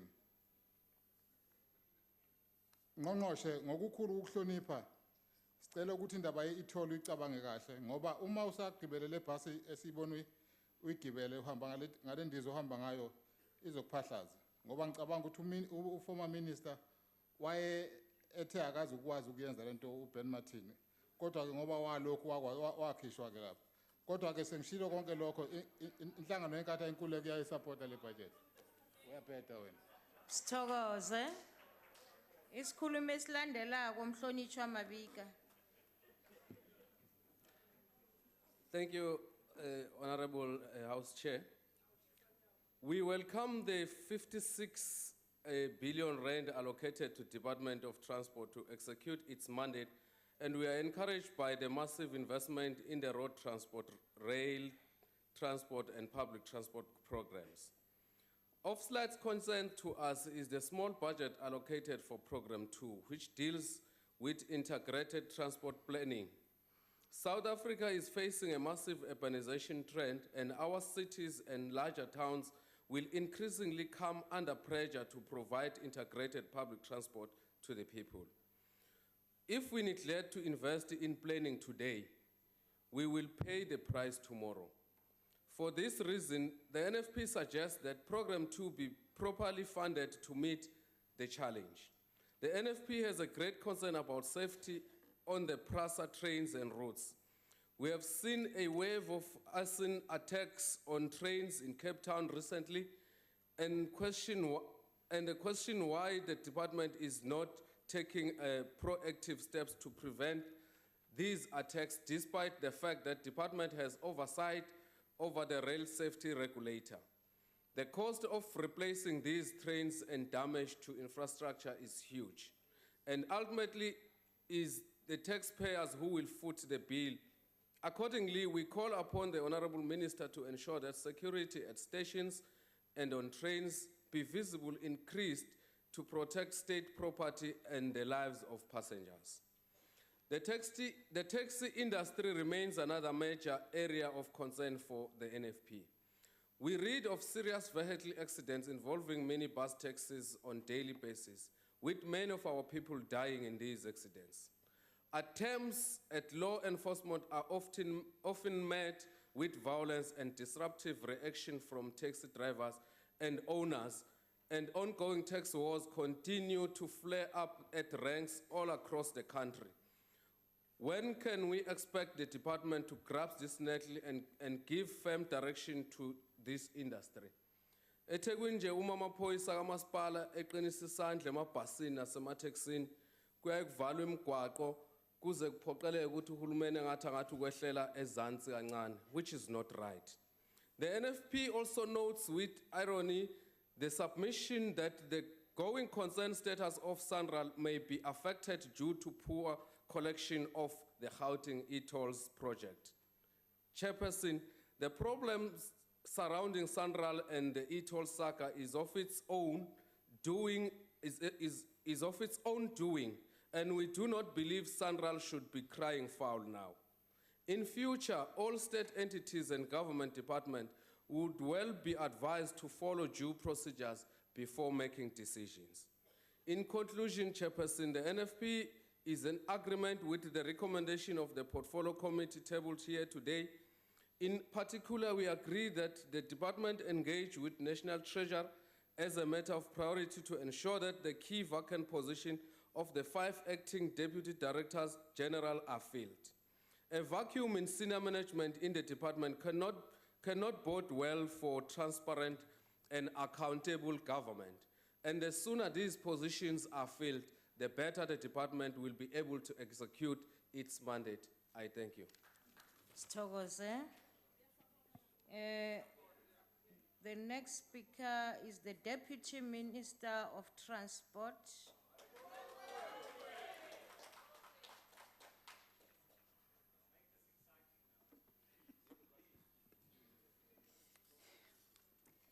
Chairperson, Minister of Transport, Honorable Dipo Peters, Honorable Ministers and Deputy Ministers, Transport MECs, Honorable Members of Parliament, distinguished guests, fellow South Africans. The preamble of our Constitution places a responsibility to all elected representatives, such as honorable members of this House. It states that, and I quote, "We have a responsibility to improve the quality of life of all citizens and free the potential of each person, and build a united and democratic South Africa able to take its rightful place as a sovereign state in the family of nations," close quote. The Constitution calls on us to be patriotic men and women so that a living nation can spring forth from ourselves, birthing seeds of hope that will nourish generations to come.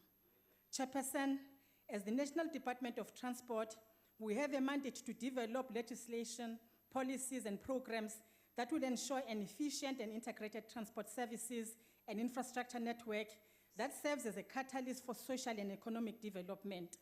We are truly the heartbeat of South Africa's socio-economic development. Maritime transport, in fact, as the Department of Transport, together with its maritime transport entities, we have over the 2015-16 financial year implemented a portfolio of programs and strategic initiatives that sought to enhance maritime safety and environmental protection of the 3,000-kilometer coastal maritime space. In 2016-17, we are fast-tracking the processing of the maritime transport policy, the cabotage policy, and the inland waterway strategy. We have planned to commence the overhaul of the Merchant Shipping Act envisaged for completion by 2017-18. Our allocated budget for the 2016-17 is 122 million rands for the Department Maritime Branch and 329 million rand for SAMSA. Since the launch of Operation Pakisa Oceans Economy 17 months ago and the announcement of the 9-point plan in 2015 by His Excellency the President of the Republic, the Department of Transport has mobilized the maritime sector and its stakeholders to accelerate the implementation of Oceans Economy initiatives. The Maritime Transport Manufacturing Delivery Unit led by the Department of Transport has rewritten history and achieved the following. We have an active ship register, which now has merchant vessels registered under the South African flag. That makes us a flag state. It is essential, honorable members, to remember that South Africa did not have registered commercial vessels over the last 30 years. As a way of attracting and incentivizing vessels that are registered in South Africa, the ports regulator has approved discounts and made concessions for ship registered in terms of Chapter 4, Part 1 of the Ship Registration Act. The discount is applicable for a period of 3 years up to 31 March 2019. Vessels registered in 2016-17 will receive a 30% discount, and those that will register in 2017-18 will get 20%, and vessels registered in 2018-19 will obtain a 10% discount. This is good news for our ship register. We applaud the ports regulator, CEO, Mr. Mahesh Fakir, and the leadership of the board for this patriotic initiative. On skills and capacity building, SAMSA facilitated the establishment of South African International Maritime Institute, SAIMI, that is responsible for maritime skills development in South Africa. 2 additional colleges have been identified for a pilot project and will commence in January 2017. And 2 new high schools specializing in maritime studies were launched and commenced in January 2016 and this year. Transnet has made tremendous progress on the procurement of infrastructure projects in all our ports, ensuring that 60% local content requirements on investments are adhered to. Honorable members, Oceans Economy Initiatives is on course in creating 1 million jobs and contributing 177 billion rand to the GDP by 2033. Honorable Chairperson, this year marks our first anniversary since we held our very successful Women in Transport Summit 2015, which was attended by more than 700 women across the transport sector and adopted the Ekurhuleni Women in Transport Declaration, coupled with a 5-year program of action aimed at advancing women and the youth emancipation agenda in all subsectors of transport. For women, Chairperson, youth and people living with disabilities, as the Department of Transport and our state-owned entities were strategically focusing on improving access to economic opportunities, improving access to employment and on skills development and capacity building, and designing programs to develop women at the workplace. To date, we have developed an aviation transformation strategy which seeks to change the status quo and create access for previously disadvantaged groups. Our transport entities have improved their enterprise development portfolios and continue to sponsor procurement training and empowerment for companies aligned to SANWIT. For example, SANRAL has, through the road maintenance program, empowered 17 women SMMEs. SACA has, in the last 10 months, spent over 5 million rand on women-owned companies for the provision of goods and services, just to mention but a few. Our planned key initiatives in 2016-17 include finalization of our transport gender empowerment policy, implementation of a 50% target for women representation in board of directors in transport sector entities, and recruitment and selection which will prioritize women and youth. As we entrench and advance the emancipation of women and youth, the transport sector, through its entities, have received recognition and accolades in this regard, and this is what is happening. For instance, SACA CEO, Ms. Koza, received the Top Empowered Public Service Leader of the Year award at the 15th Annual Oliver Empowerment Award ceremony in April 2016. Under the theme, Women United in Moving South Africa Forward, the Road Accident Fund received the 2015 Gauteng Regional Business Achievers Award. AXA was recognized for its women empowerment role at the 12th Annual Standard Bank Top Women Awards. Siyaqhuba. Our response to government skills development agenda is aimed to address the human capacity gaps in the transport sector. In 2016 academic year, 22 engineers are receiving training through Alstom in Europe and Brazil. We have sent 14 postgraduate students to the World Maritime University in Sweden. We have planned to train a total of 2,590 students on transport-related studies in this financial year. In 2015-16, we were able to train 2,710 students. Chairperson, in 2015-16, the rail safety regulator was able to develop 6 regulations to promote safety in the rail environment. In 2016-17, the regulator has received a budget of 253 million rand to fulfill its mandate. The prioritized programs for 2016-17 include, among others, the heightened signaling inspection in metropolitan areas, overhaul of the long-distance train operations, initiate the implementation of high-speed rail standards, and the study of the impact of poor maintenance in rail industry.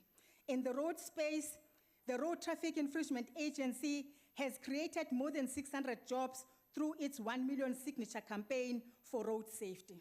Chairperson, as the minister indicated, in the aviation sector, we have an exceptionally good story to tell. However, the time I have will not allow me to tell the depth and intensity of this chronicle. However, let me acknowledge the presence of our young, black, vibrant female pilots who are ready to conquer the skies. They are SACA's bursary recipients who have completed their CPL and have received their licenses as pilots. As they rise, please give a round of applause to Miss Faith Mhlambi, Miss Ditebogo Kinaite, and Miss Kosini Ngobese, a helicopter license holder who is now employed by SACA.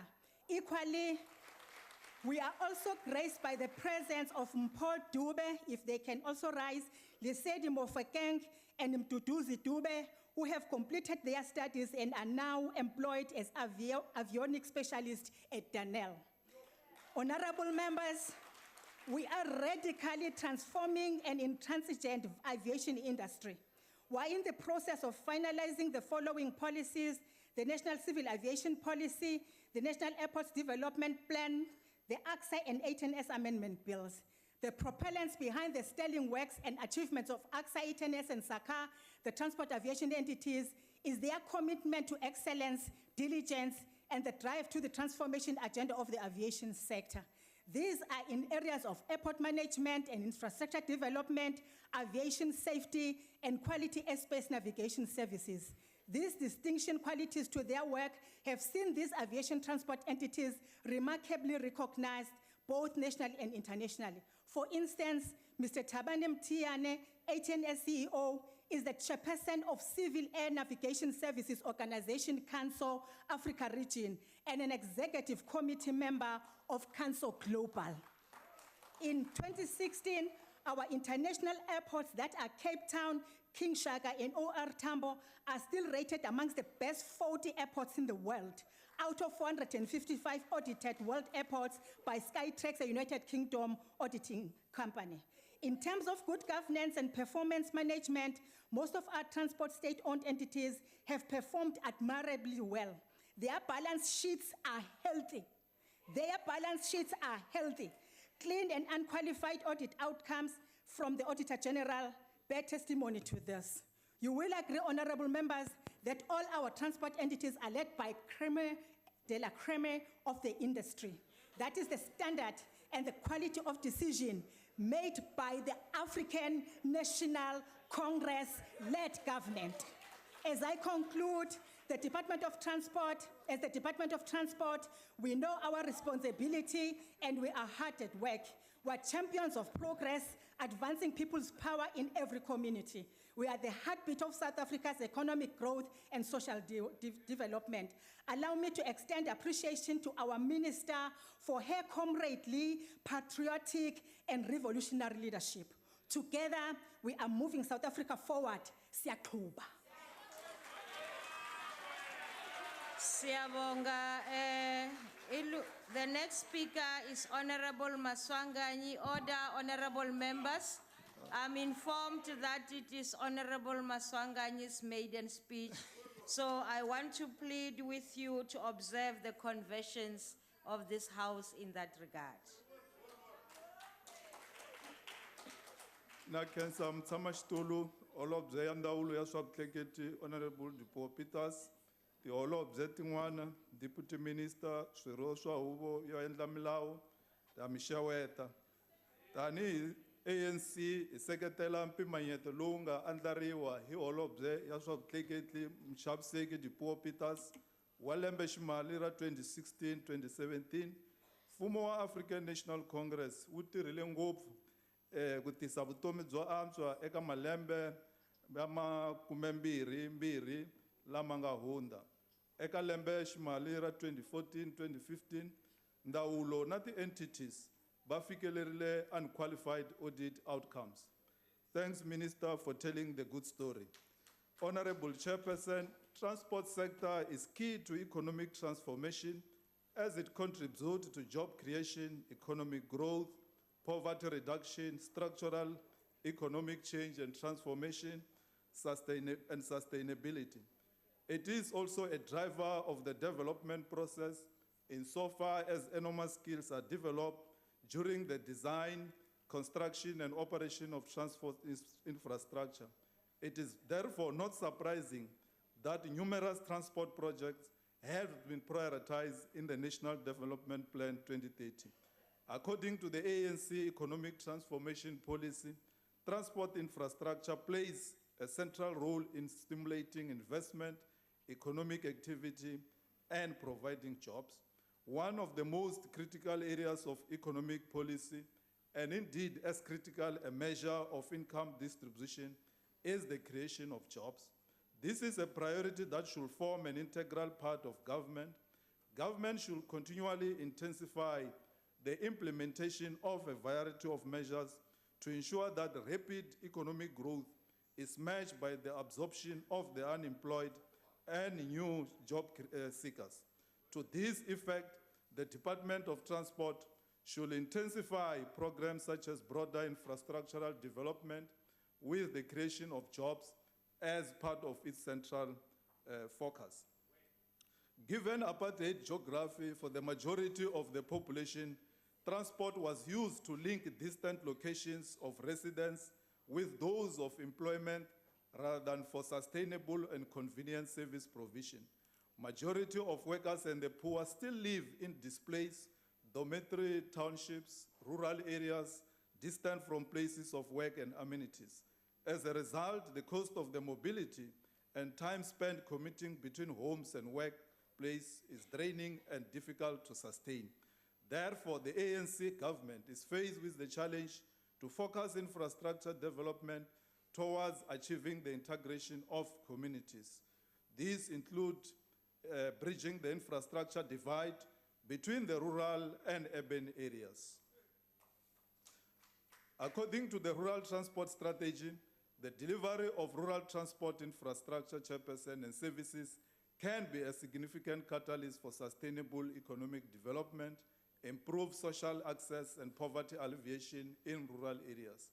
In the rural context, prioritization by government for the delivery of rail infrastructure will open access to remote areas for economic activities such as farming, tourism, and the supply of goods and services.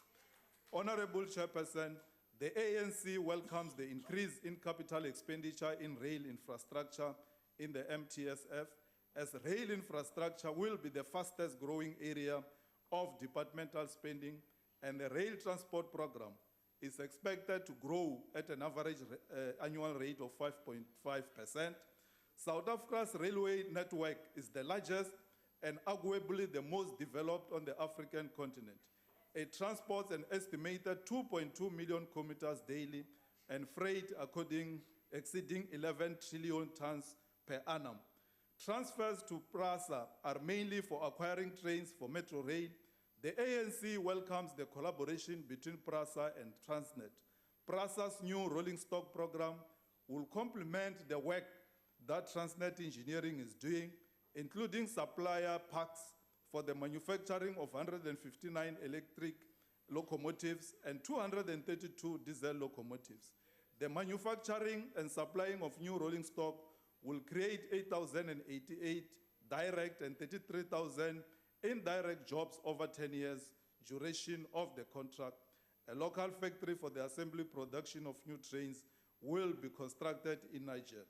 As ANC, we welcome the private sector participation framework, which will bring about private sector investment in the ports and railway sectors as a means of increasing railway carrying capacity beyond Transnet rail and port operations capacity beyond port terminals.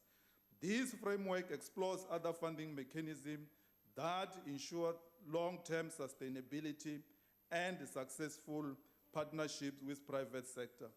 Honorable Chairperson, as the ANC, we call upon the department to look at the issue of rail safety as a cause for concern. There is an increase in the fatalities. A total of 394 fatalities were recorded in the 2014-2015 reporting year, according to the Railway Safety Regulator. This indicates an increase. We need to do more to improve on rail safety in South Africa.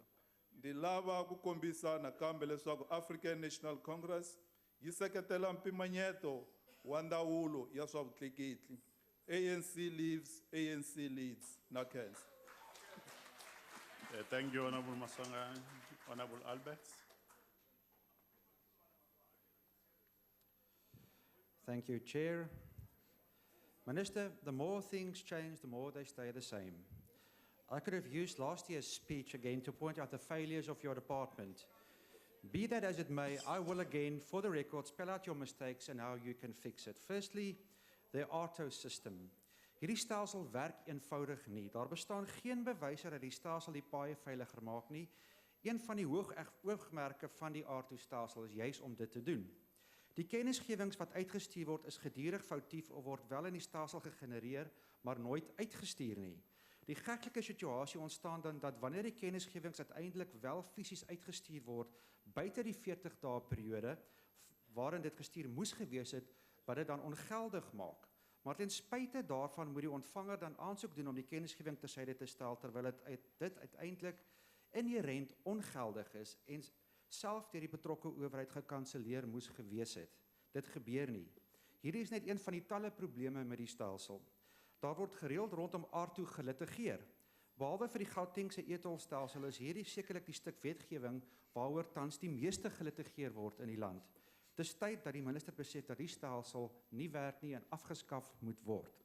Tweedens, verlede jaar het ons die minister versoek om die president te ooreed om 'n kommissie van ondersoek aan te stel na die wanbestuur van die padongelukkefonds. Ons moet dit weer onder die aandag bring dat die fonds nie val omdat die stelsel swak is nie, maar bloot weens wanbestuur. Die vervanging van die bestaande stelsel deur die voorgenome padongelukkefonds voordele skema, ook bekend as RAPS, gaan 'n nog groter ramp skep. Trouwens, ons is van mening dat die bestaande stelsel met opset wanbestuur word sodat daar 'n verskoning is om RAPS in te stel. Hierdie stelsel sal moontlik baie geld spaar vir die staat, maar ten koste van die eisers. Dit beperk die fondse wat nodig is om vir eisers te sorg vir die res van hulle lewe waar nodig en maak so 'n wesenlike inbraak op hulle regte. Kan die minister die volgende antwoord? Hoe gaan die vervalle, rotvervuilde openbare gesondheidsstelsel sorg dat eisers ten volle gerehabiliteer word? En hoe gaan eisers weet wat hulle regte is as hulle nie regsverteenwoordiging het nie, maar al hulle inligting ontvang van die padongelukkefonds self, wat 'n belang daarin het, om so min as moontlik uit te betaal. Lastly, the much beloved Gauteng e-toll system. Sunral is now in so much trouble with the rating agencies that it has taken desperate steps by issuing summons against road users. What Sunral, however, is going to achieve is incur plenty of legal expenses and enrich expensive law firms. However, what you will not achieve is bamboozle the ratings agencies into believing that these actions will actually work. Why is that the case? Because we will make sure that the rating agencies know that you did not even bother to certify the measuring instruments used in the e-toll system. The Legal Metrology Act and its predecessor Trade Metrology Act are very clear. A metrology standard must be established for toll instruments, and the instruments must comply with those standards.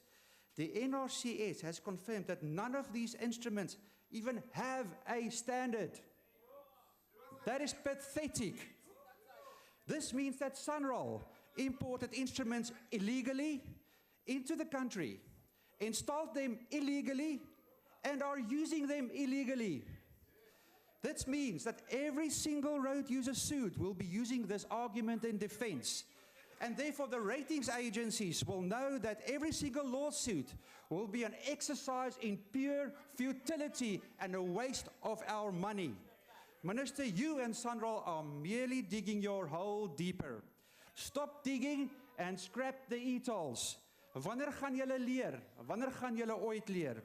We are looking to the minister's response in this regard. Thank you very much. Thank you, Honorable Clap.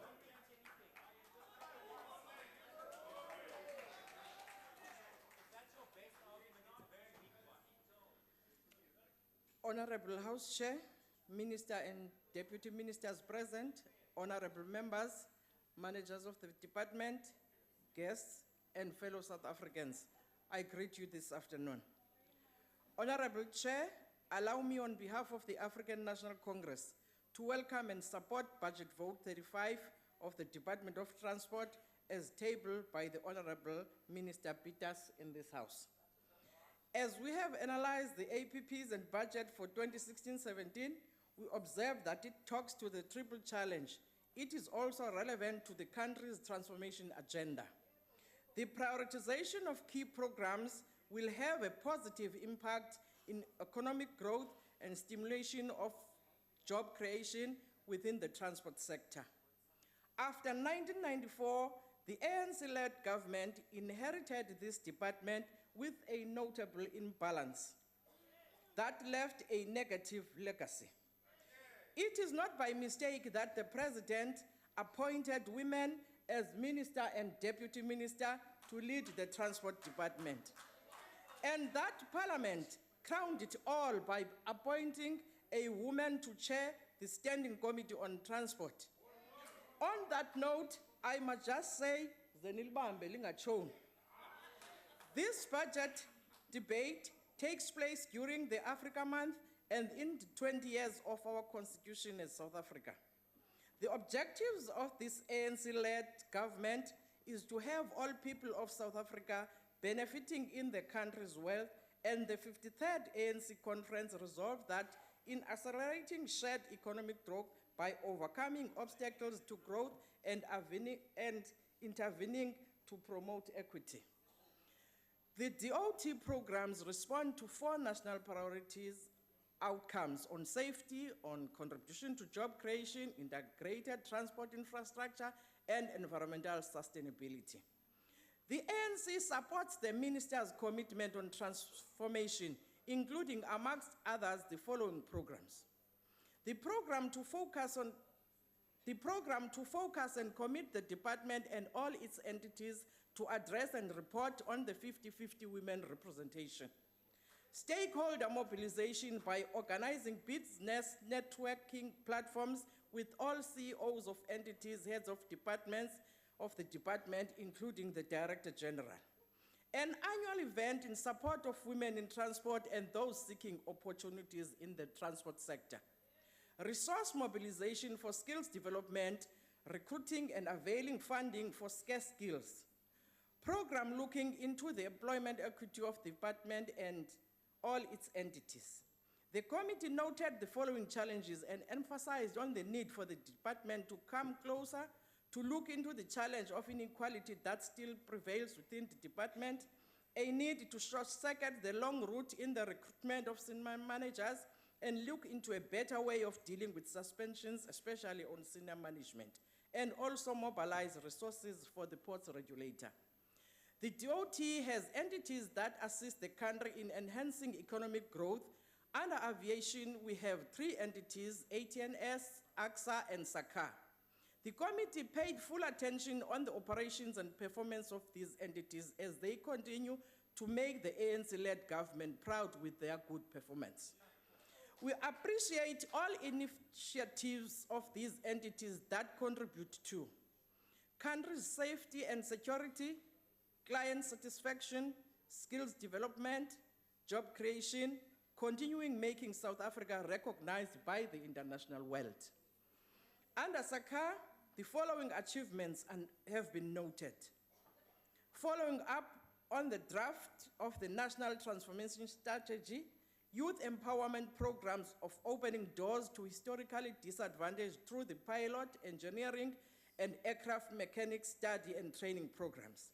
The program targeting women in transport around issues of effective bidding and supply chain management that open doors to business opportunities in aviation. Maintaining the good history of good governance which results in clean audits. Recognition of the entity as the best performing and best CEO. It takes a woman to change the world. And that change agent this time is you, Poppy Khoza. Recognition and confidence shown to South Africa to be appointed to chair the ICAO.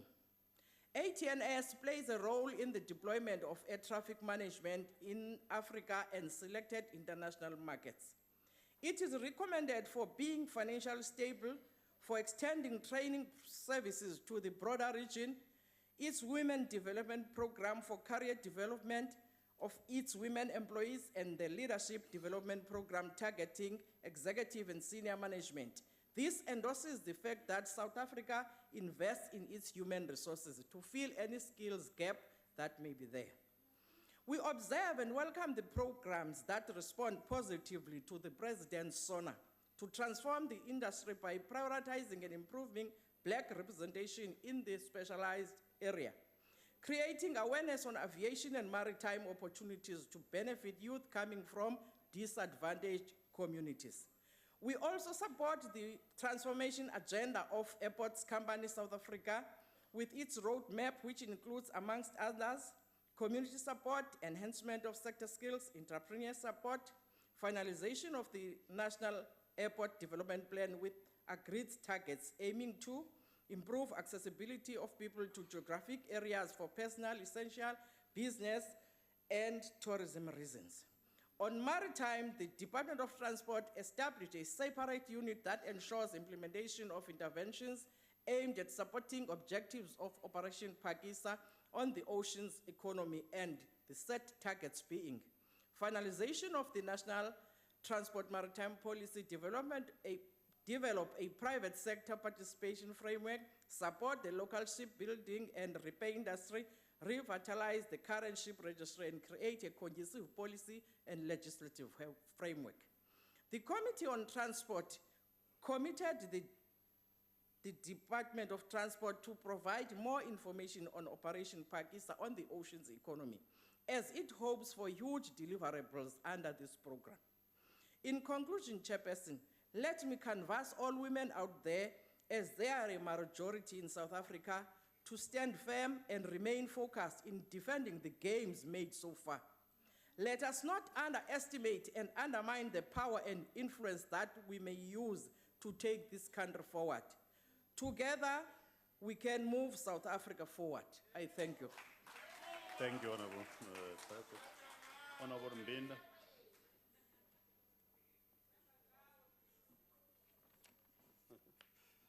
Thanks, Honorable Chair.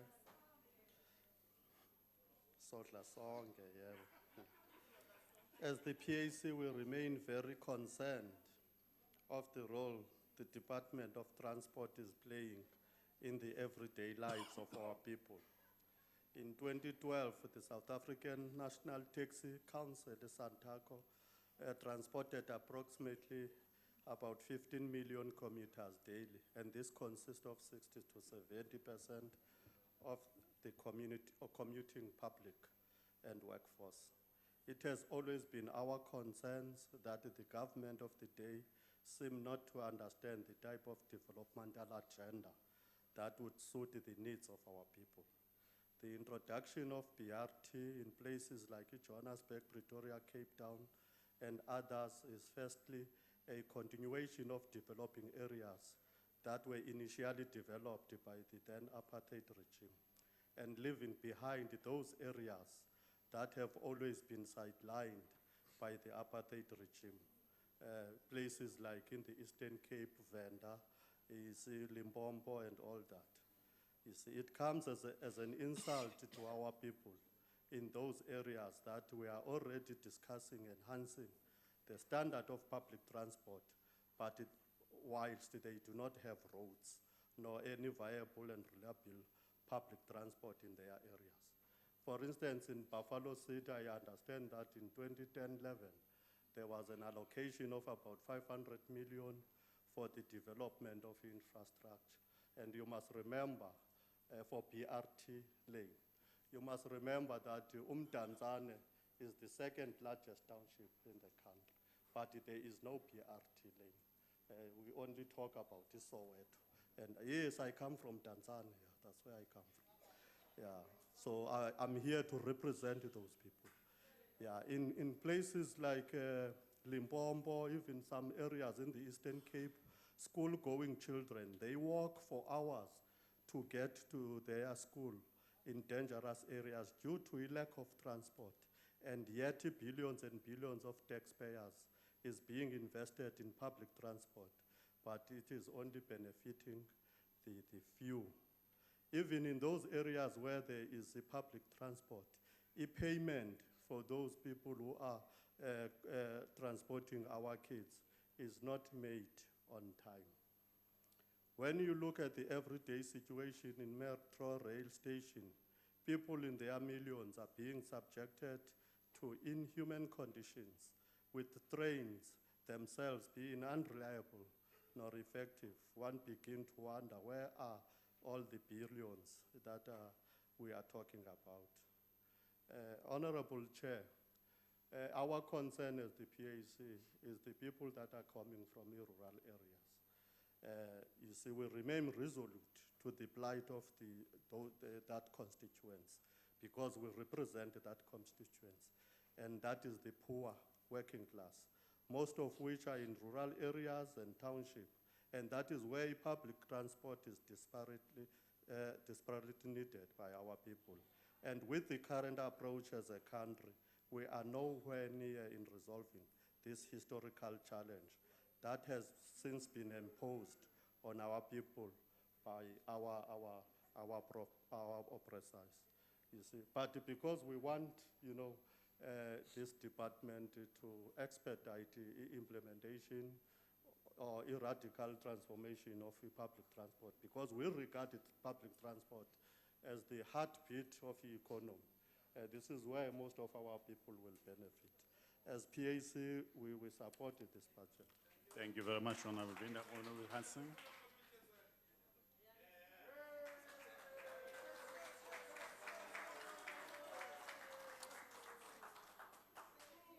Honorable Chairperson, the Department of Transport with its 12 entities has been plagued by a myriad of challenges. This is grinding transport to a halt. Each of the entities has a pivotal role to play within financial constraints while trying to manage the everyday demands of transport. Chairperson, when I use the phrase trying to manage, I refer to the recent senseless destruction of state rail assets in the Western Cape and elsewhere in the country. I want to acknowledge Metro Rail Regional Manager Richard Walker and his team for their agility and courage during these tough times. Fewer rail sets lead to overcrowding and unreliable arrivals contributes to our already damaged international image and financially prolongs the infrastructure backlog. Added together, this equates to a substantial loss in confidence. Strike action is one thing. Bringing an essential service like rail to a near standstill is something else.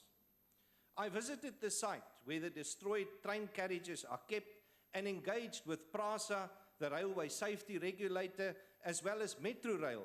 And let me be clear on this. I cannot understand how malicious, preconceived destruction of state assets can be called burning, while it should be called arson. Equally, Chairperson, the deliberate burning of signal boxes cannot be called damage to property, when it should be called sabotage. Minister, why don't we see a coherent relationship between arrests, investigations, and convictions? We hardly see arrests. And in the same spirit, bus and truck drivers changing seats while driving cannot be charged with reckless driving. It is high time that the benefits of having a driving license is emphasized as a privilege. And if you compromise someone's life, you should lose that privilege. In this case, Honourable Chairperson, trying to manage definitely refers to something totally different. Chairperson, while rail infrastructure is projected to be the fastest growing area of departmental spending, and the rail transport program is expected to grow at an average annual rate of 5.5%, the 50 million fewer passenger trips of last year in 6 metropolitan cities comes at no surprise. Honourable Minister, mobility is grinding to an halt around you. Chairperson, we cannot afford this against a looming threat of, for instance, inflation rate, which at an increase of each percentage point will snap off 325 million rand chunk from the transport budget. Moving to road financial grants to provinces and municipalities in particular, the DA is concerned about the decline in the contribution ratio. This is not conducive to the agenda of eradicating, especially the rural infrastructure backlog. A compulsory percentage of each annual municipal budget should be ring-fenced for maintenance, improvement, and upgrades of roads. This will go a long way in addressing the undesirable trend of some municipalities and provinces not co-funding like they should. 6 months ago, when dealing with the budgetary review and recommendations report, the following was approved, and I'm reading from the announcement dated October 2015. The Department of Transport reported that planning, designing, and construction of a rapid rail project for the Mulatto Development Corridor is underway. Next sentence, that a feasibility study has been completed, and further on, that discussions are in an advanced stage. Based on this, I have had a series of meetings with communities along the Mulatto Corridor, which links 3 provinces up until Tembesileani and Mpumalanga, and consequently I was pleased with the increase from 1.1 billion to 3.7 billion rand for this project. However, Chairperson, on the 15th of March 2016, during question time with PRASA, the Group CEO Nati Kena said, and I quote, "Treasury does not support funding for the Mulatto Rail. The 2 ministers must get together and meet on this matter. It is hanging in the air with no money allocated for rail." Ironically, PRASA's website referred to the same project as a catalyst for economic development, if only the 2 ministers could get together. In this regard, Chairperson, I want to draw your attention to the establishment of an infrastructure coordination and risk mitigation structure that was launched as an initiative by the Western Cape Legislature under Finance Minister Dr. Ivan Meyer. A structure which deals with deflection from current needs, service delivery standards, protection of public confidence, and consequence management. Elements which we desperately need at a national level to get transport's wheel turning like it should. Ndiabulela ngexesha inendiphe lona. I thank you. Yes, Siabule. Thank you. The Honorable Sibande.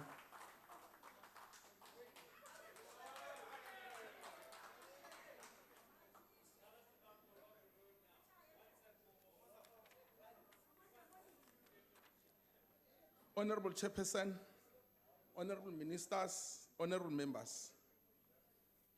Kokuqala nje ngizothanda ukuhalelisela omama bonke base South Africa ikakhulukazi abaholwa yi-ANC Women's League ngomthandazo wabo abawenzile ngomgqibelo ngeviki eliphelile kodwa amaphepha wala ekhaya washo lutho ngalokho.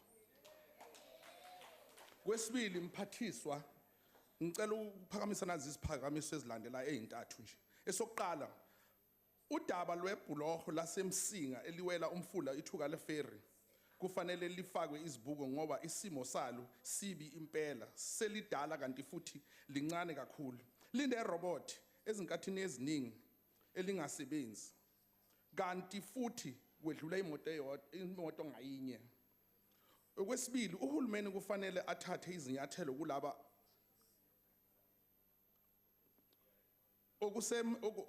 lapho kusenombango khona wezinhlangano zamatekisi laba bangakhona imizila isibonelo njengamanje nje kucubuke udlame phakathi kwezinhlangano zamatekisi eLienra yaseLienra naseSekunda eMpumalanga eGovernbig municipality. Esinye isibonelo kunodlame phakathi kwezinhlangano zamatekisi eKZN eThekwini Metro.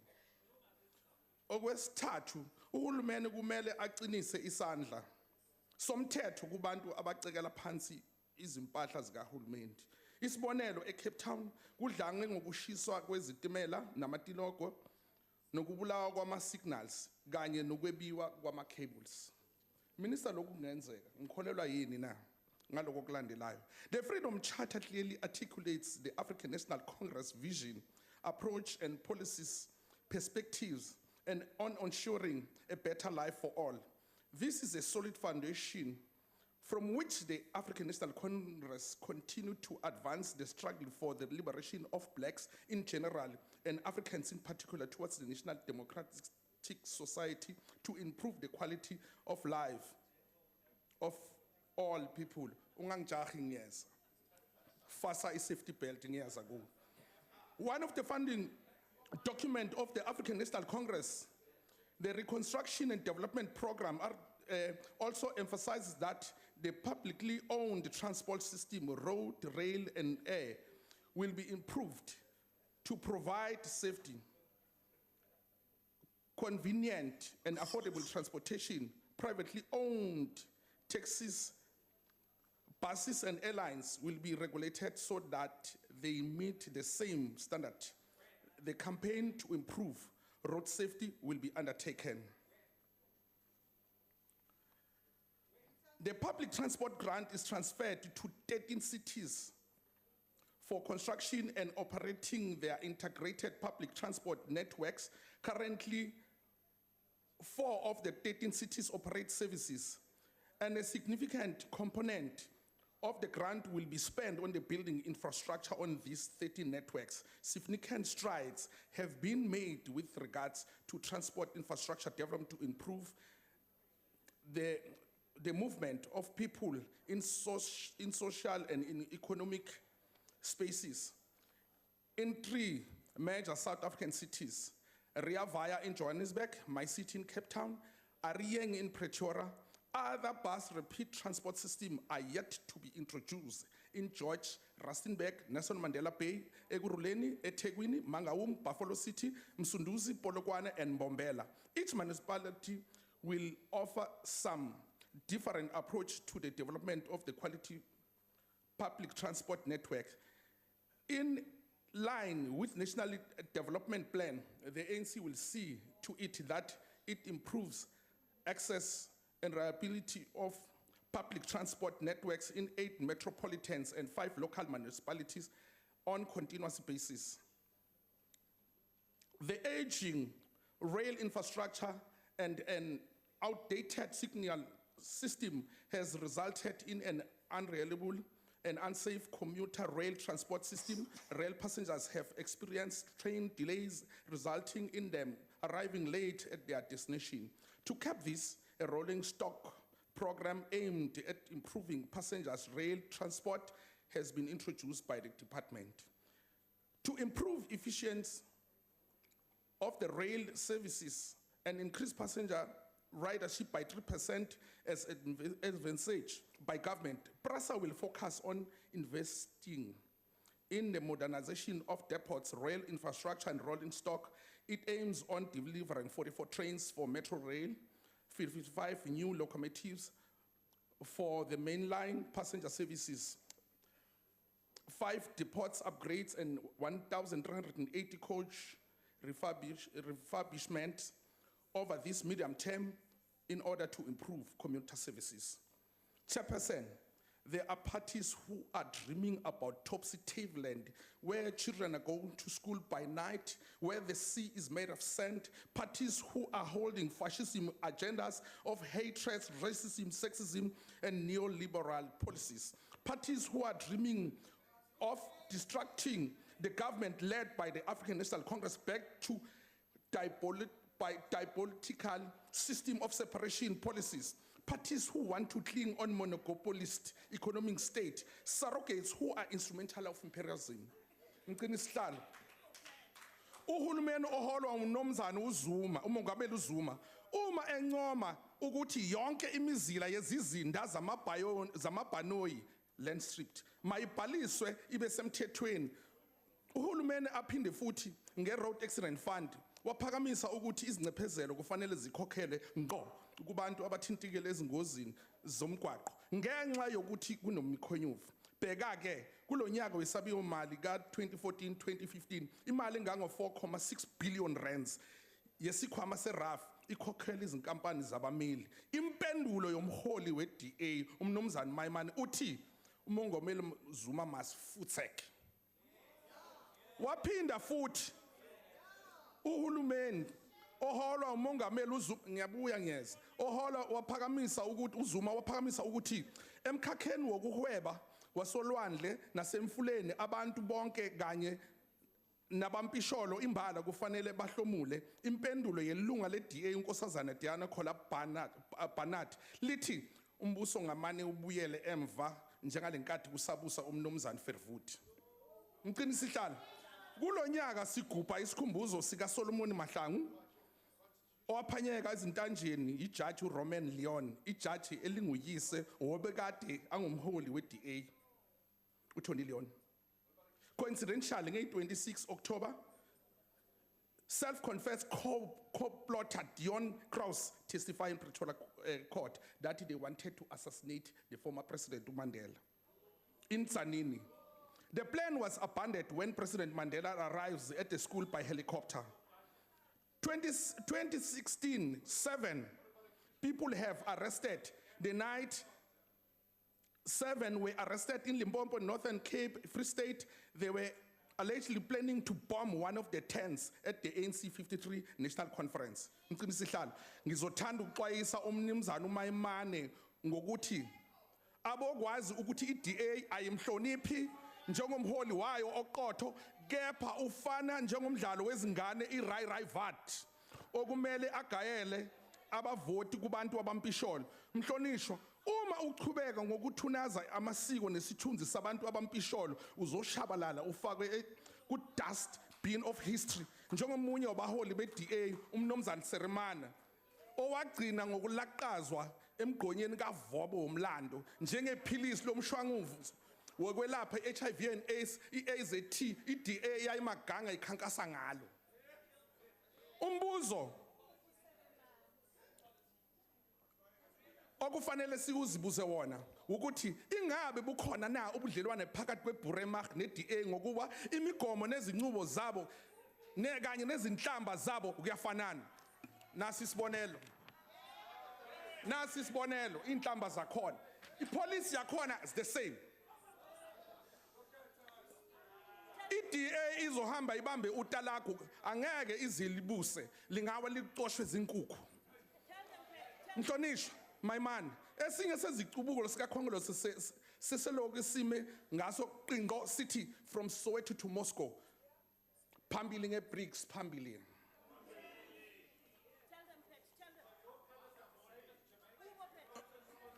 Mhlonishwa. Isikhathi sami siyabaleka kodwa bengifuna ukugcizelela kwenye inhlangano ebekade le ama Red Beret. Ngenkathi kukhankaswa bebakhankasa ngokuthi bazosika wonke ama i-tolls bawasahe. Okwamanje bakhankasa ngokuthi bazothatha ngebarrel of the gun. Abakwazi ngisho ukwenza isling lesi sokudubula inyoni. Abakwazi ukwenza isling. Is ANC iyayisupport. Thank you very much. Thank you very much. The Honorable Minister.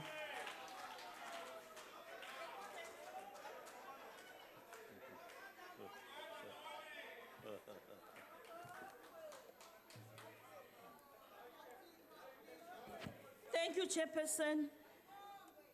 I want to take this opportunity to thank the honorable members of the African National Congress, the IFP, the NFP, and all those who support this budget vote.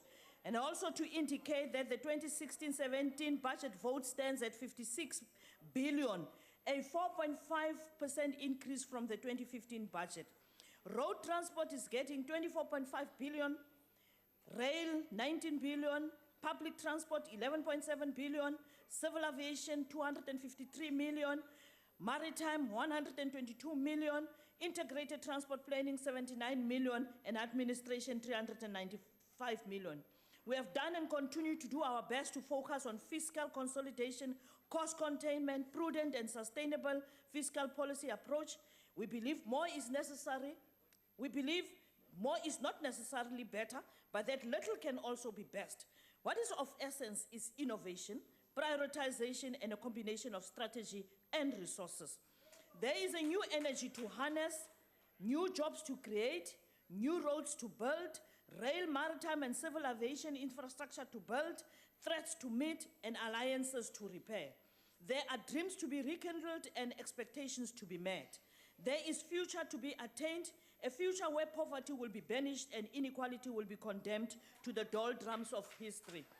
All of this requires, first and foremost, a spirit forged in war trenches, a massive collaboration between all of us, diverse and often few as we are, to build harmony and produce a winning South Africa.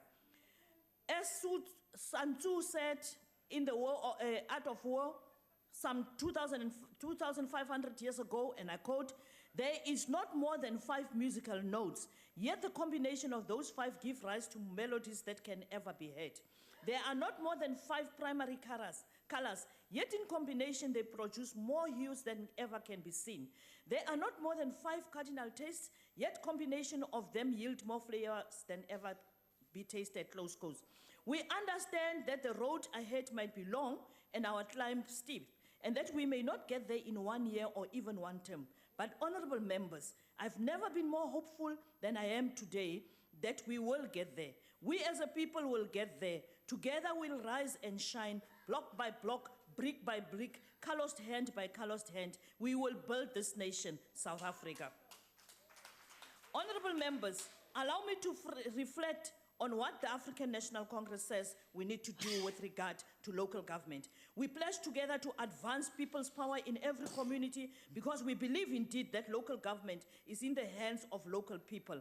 Having unleashed 50 engineers and town planners, we assisted 120 municipalities with infrastructure planning, implementation, and maintenance. We now commit to forge integration of transport and social economic areas and to ensure that tarred roads are maintained and gravel roads are tarred.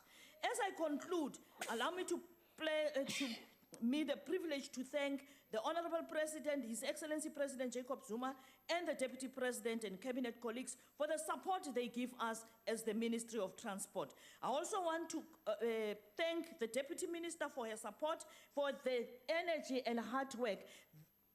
They say in working together we can do more. And I believe in the power of women, because when we as women work together, we really make things happen.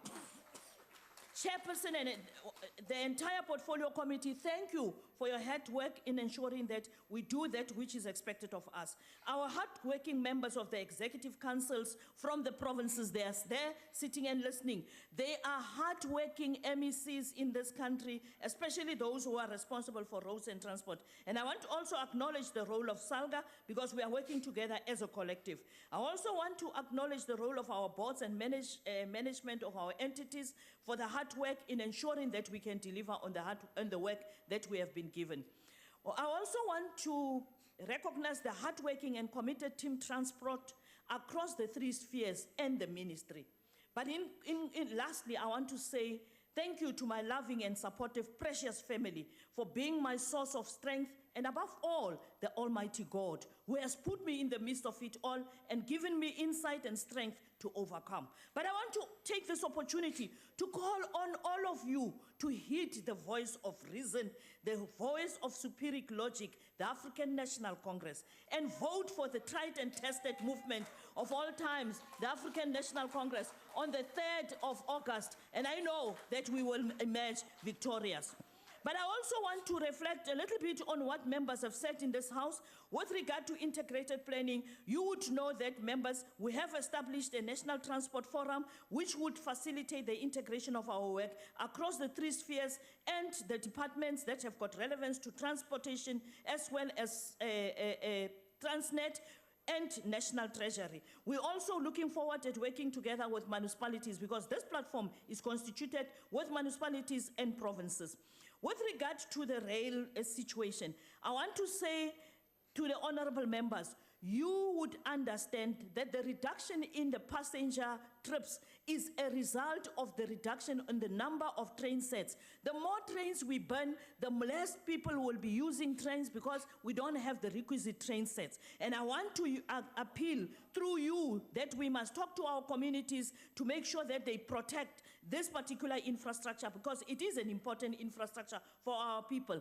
But I also want to say to the honorable members of the opposition, you would know that the National Party never invested in rail and roads. And that is why we have to address the backlogs that were left because of many years of your forefathers' lack of investment in transport infrastructure.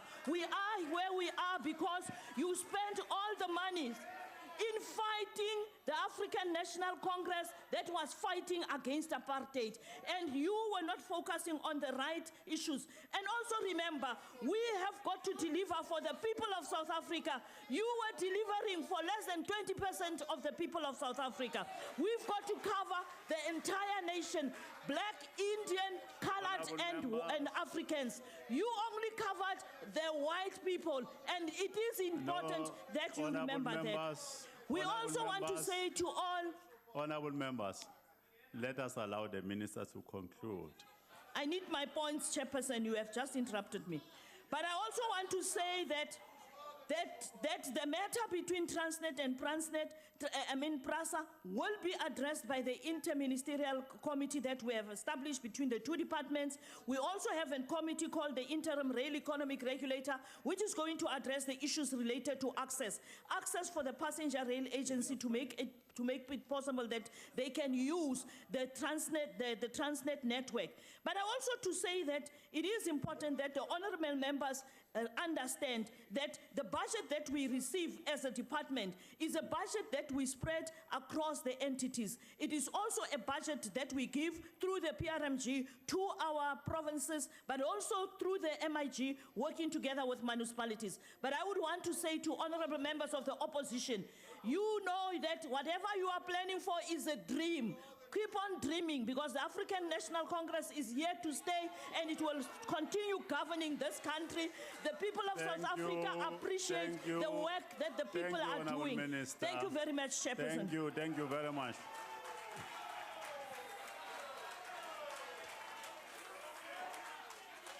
Thank you very much, Honorable Minister.